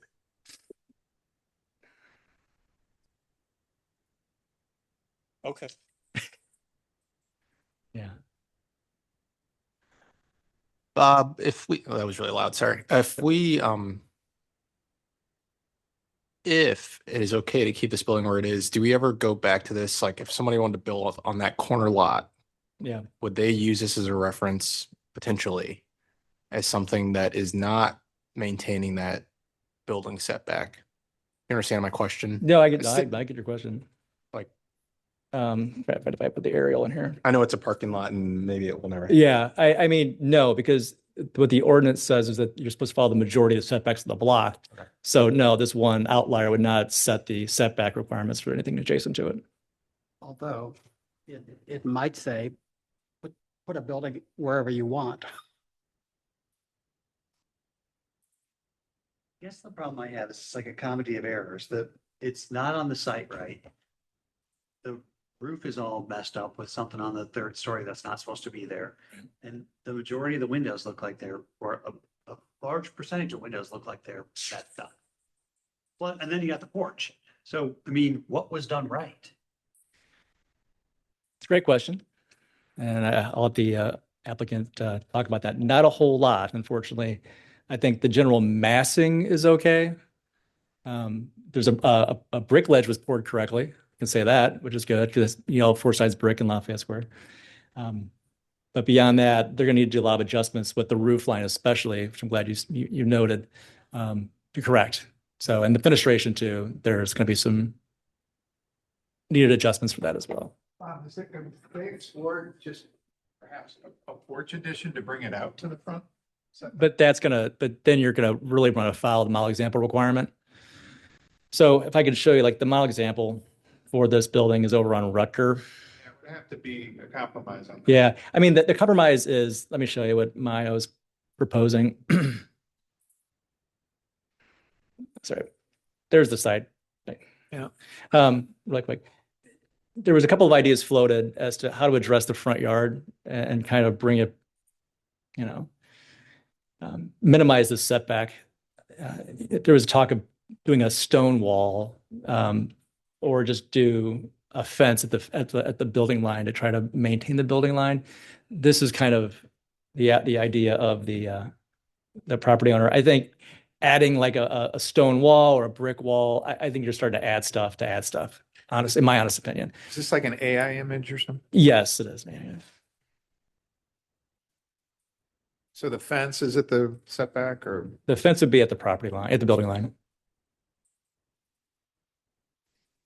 The neighborhood said they're cool if he makes corrections to everything else, but that's not correcting everything else, is it? No, again, this is just kind of Maya's way of showing how the front yard would look with at least the masonry finish on the building. But no, everything else above the foundation must be fixed and reflect the approved plans. That is without question, and nothing will proceed until that takes place. So yeah, they're in support of the building staying where it is, as long as they follow the rest of the plans. I mean, I'll speak frankly with you. The concern is if, everybody says no, it's going to sit there. And I think that there's a preference to, do something versus letting it sit there for a couple of years. Again, I can let Mayo speak when it's my turn to speak, but I've got a question for Sure. you, Bob, which is not going to necessarily be inexpensive. It would be less expensive, but I could potentially see where because of the uniqueness of the angle of the site, where the left residence is pulled up to the building line and there is a stagger on the corner, which to me would make sense, because now in order to make this work, but then that also changes the model example. So then he would have to, but again, if everything else is wrong on the framing and that's got to be adjusted anyway, then I'm like, well, why not just pour a foundation up at the proper building setback and bring the unit to the left up. Understanding that you have to stagger in order to get the other unit because of the angle. No, I get it. That's you're getting at, but does again run afoul of the model example requirement. Right. You're gonna, So he would have to find a model example that did that? And you're not going to find that in Lafayette Square because theirs is very site specific. It's not like Benton Park or Sula where you can pick the entire city to find your example. You got to find it in Lafayette Square in this timeline, or you got nothing. So It's, although it's kind of like choose your poison. yeah. Right. And it's way how do you want to massage it? I mean, whatever requirements you want to put on it to make it more aesthetically pleasing.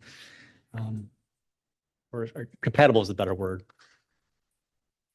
Maybe if in fact there were significant changes, if in fact the appeal was not successful, we would see it again as a preliminary review. We can. Yeah. I mean, it's a possibility. Let's hear from the appellant. Mayo, you're up. Yeah.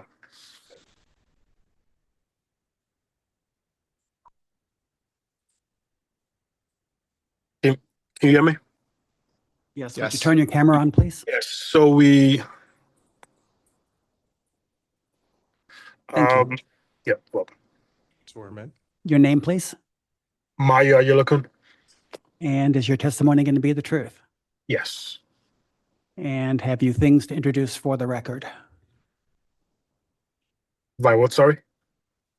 Are there any documents, Yes. photographs, images that you'd like to introduce for your record? Yes, I sent an email to Bob last week with invoices and just documents around what we've done currently to the property. Okay, Bob has submitted that for the record. Proceed. Yeah. Thanks. The project had a lot of challenges, and it was just a combination of a lot of issues. And unfortunately, when the project started, I was not around. I was out of country, and so when I came back and saw the emails that were going back and forth, I didn't really understand the gravity of the issue until I got back and actually saw the setback. I saw some communication between my architect and the surveyor, and I thought they resolved what the issue was. And I saw some communication as well between the contractor, the foundation contractor, and my architect. And I just thought everything was resolved in that regard. So when I got back and saw the setback, of course, knew it was an issue and saw there were some other issues that we needed to address. And right around that same time was when Bob reached out to me saying we had, an issue, we had to stop work, which we immediately stopped work and been trying to resolve, come to a resolution for the past 3 months since the stop work order started. So it's really been an unfortunate set of circumstances. The plan was wrong, and the execution as well was defective as well. So trying to figure out a way to all the issues with the framing. We've hired someone, a framing contractor who's going to do all the fixing and what needs to be done to bring it back to exactly what was approved. I think the only big issue is just really the foundation and not being able to take that down and start all over again.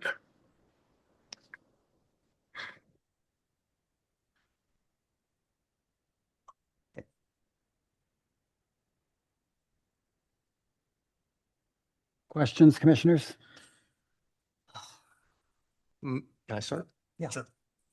So Mayo, on the final plans that you had to build the homes, where was the building located? Did it fit originally, or was that like miscommunication between the surveyor and the architect? Yeah. So the plan, we later found out was actually wrong. There was no way the building could fit where it was, and I think that was I didn't catch that. I just looked at the plans and didn't really catch that. The surveyor was confused a little bit and communicated with the architect. I think they just went with what the architect mentioned as the right plan. So they missed it as well based on what the architects mentioned to them. So the plan was not initially right to start with, but I didn't catch it, unfortunately. Maya, do you think the significantly smaller backyard is going to be an issue for you, like selling these properties? No, it would not actually. There was one buyer who was looking to put in a contract right around the time we had the stop work order put, and I cannot accept a contract with with a stop work order issued. So we didn't even continue. I didn't continue discussions with that person. I don't think it's going to be an issue. I think a lot of people who wants to downsize, they want to live in the square and don't really want to deal with a lot of yard space. There'll be a little bit of yard, but not significant. But I think there are people who are looking for less yard work to do and just want to live in the square.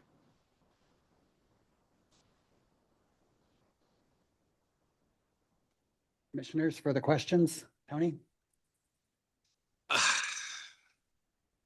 Um,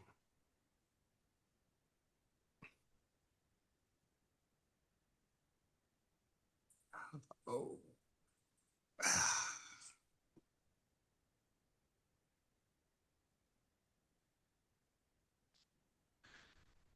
Hmm. I have ideas, but I don't. Ruth? I have no questions, no. Mike? Yeah, well, I'm curious. So you're meeting with us tonight. Are you hoping that this board will just approve this as presented, so you can move on to the Board of Adjustment, or are you considering other options? Like you may have heard our discussion earlier. Like, is it a thought to add a front porch so you get closer to the setback and see if you can come to some kind of compromise with the neighborhood that way? I know it's impossible to find that model example, but so I guess I just want to clarify what you're seeking from us tonight. Yeah, seeking. So the compromise with the neighbor that we came to was everything else with the framing, with the roof line. We're gonna fix everything else that has to do with the building. The only thing we're really I'm really coming here to get an exception for is just that foundation, not being able to bring it back forward, and not being able not wanting to take down the building altogether. So the compromise was fix everything else with the foundation. Sorry, with the framing and the roof line, and then just being able to continue work with the foundation where it's placed at currently. Okay, understood. Thank you. Thank you, sir. I guess. So you're out of the country for the foundation. Were you not around when they were doing the framing wrong? Nah, and one thing I've told Bob from day one, I'm not gonna absolve myself of anything. At the end of the day, that was my project. I made. There was a lot of things we missed. I missed throughout. So we've learned a lot from this project. We've hired a consultant. I've hired a consultant who's going to be kind of looking at all my projects that in historic district. I've had a project manager that Bob and I met Bob in his office with him. So he's going to be just making sure, all the projects we have. Some things, gets missing when, I'm not around, or when I'm around, it's a lot of projects we have going on. So I've made efforts to make sure that this is not going to happen again by hiring a historic consultant to help me with, project in Lafayette Square, Soulard, and other historic areas. And I've had a project manager just to really go into the details as well that I cannot go to on all the projects going forward.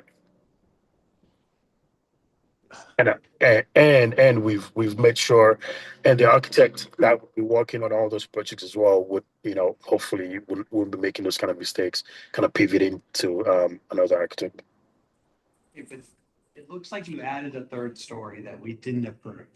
So are you saying the contractor and the architect just went rogue on you and you didn't?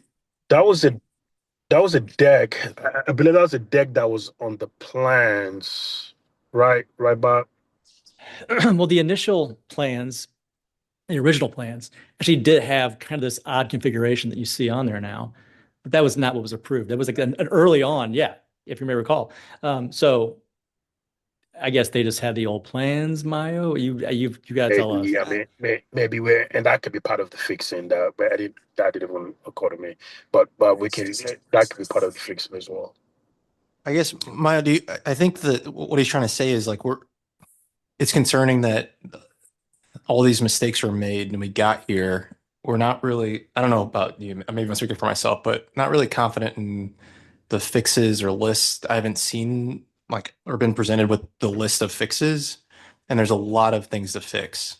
It's not just the foundation, it's the porch, it's the windows, it's the third floor. There's a lot of things that are all wrong or not per the approved plan.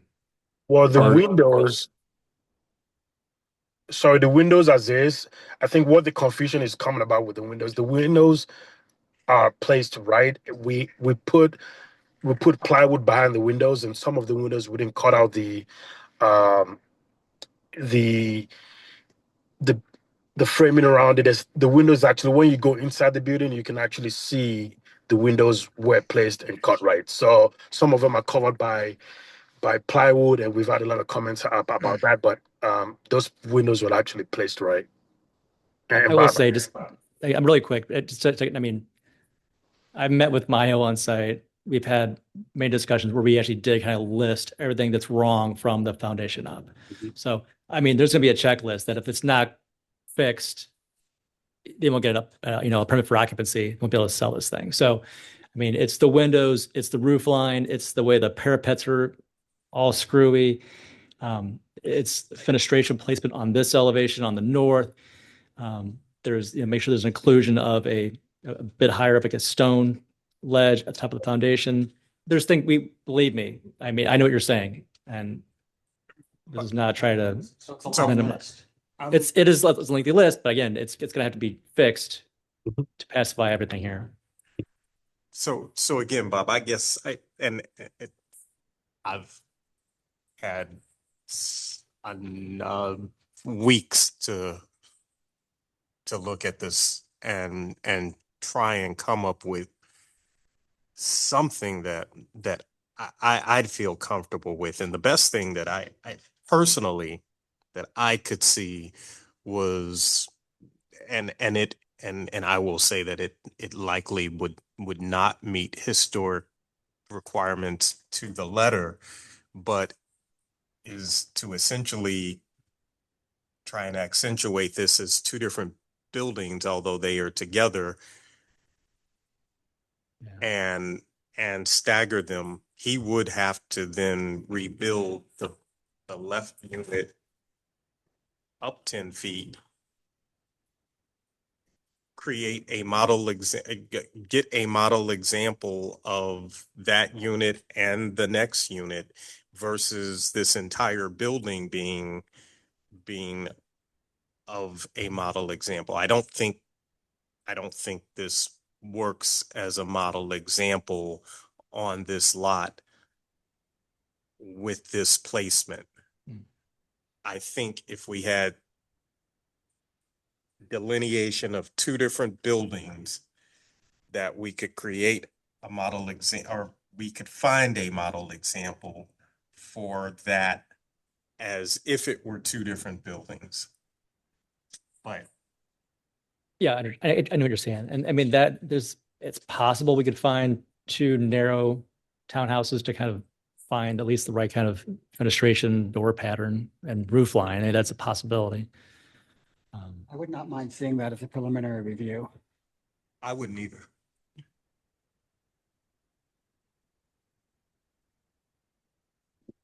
Commissioners, further questions for the appellant, further observations? Okay.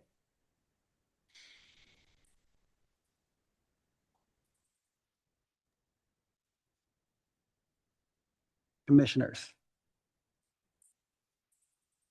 I move that the Preservation Board uphold the director's denial as the building's location does not comply with the Lafayette Square Local Historic District standards for new construction.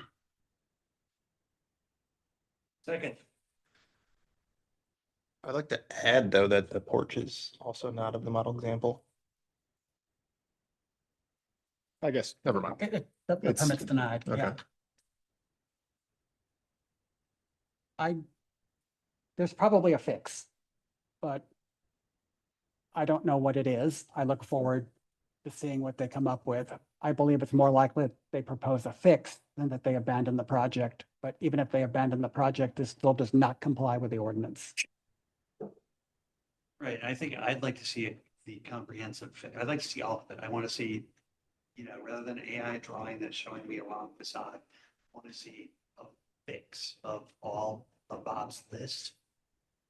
Or tell me what you're not fixing from the list, what did not comply, and what are you proposing? Yeah. Actual architectural drawing showing that. Yeah. Yeah.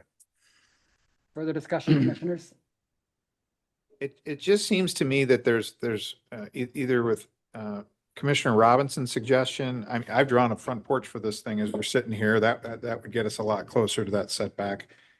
I don't think the square is looking to make you tear this down, but I think it would be better if you got closer to their original vision for that street and not be 10 feet off, so. But yeah, I don't see passing it as is. Further discussion? A roll, Bob, please. Richard Callum, Yes. David Richardson, Yes. Mike Colleen, Yes. Ruth Kenoy, Yes. Anthony Robinson, Yes. Stan Fowler. Yes. As chair. Mayo, let's talk tomorrow. I got Me to bum right. a few ideas in my brain popping up. So give me a call tomorrow. Let's talk some stuff through, okay? Thank you, Mayo. Okay. I don't have anything for Okay. director support. Do I hear a motion to adjourn? So move. Second. That objection, we stand adjourned. Thank you, Commissioner, for your patience.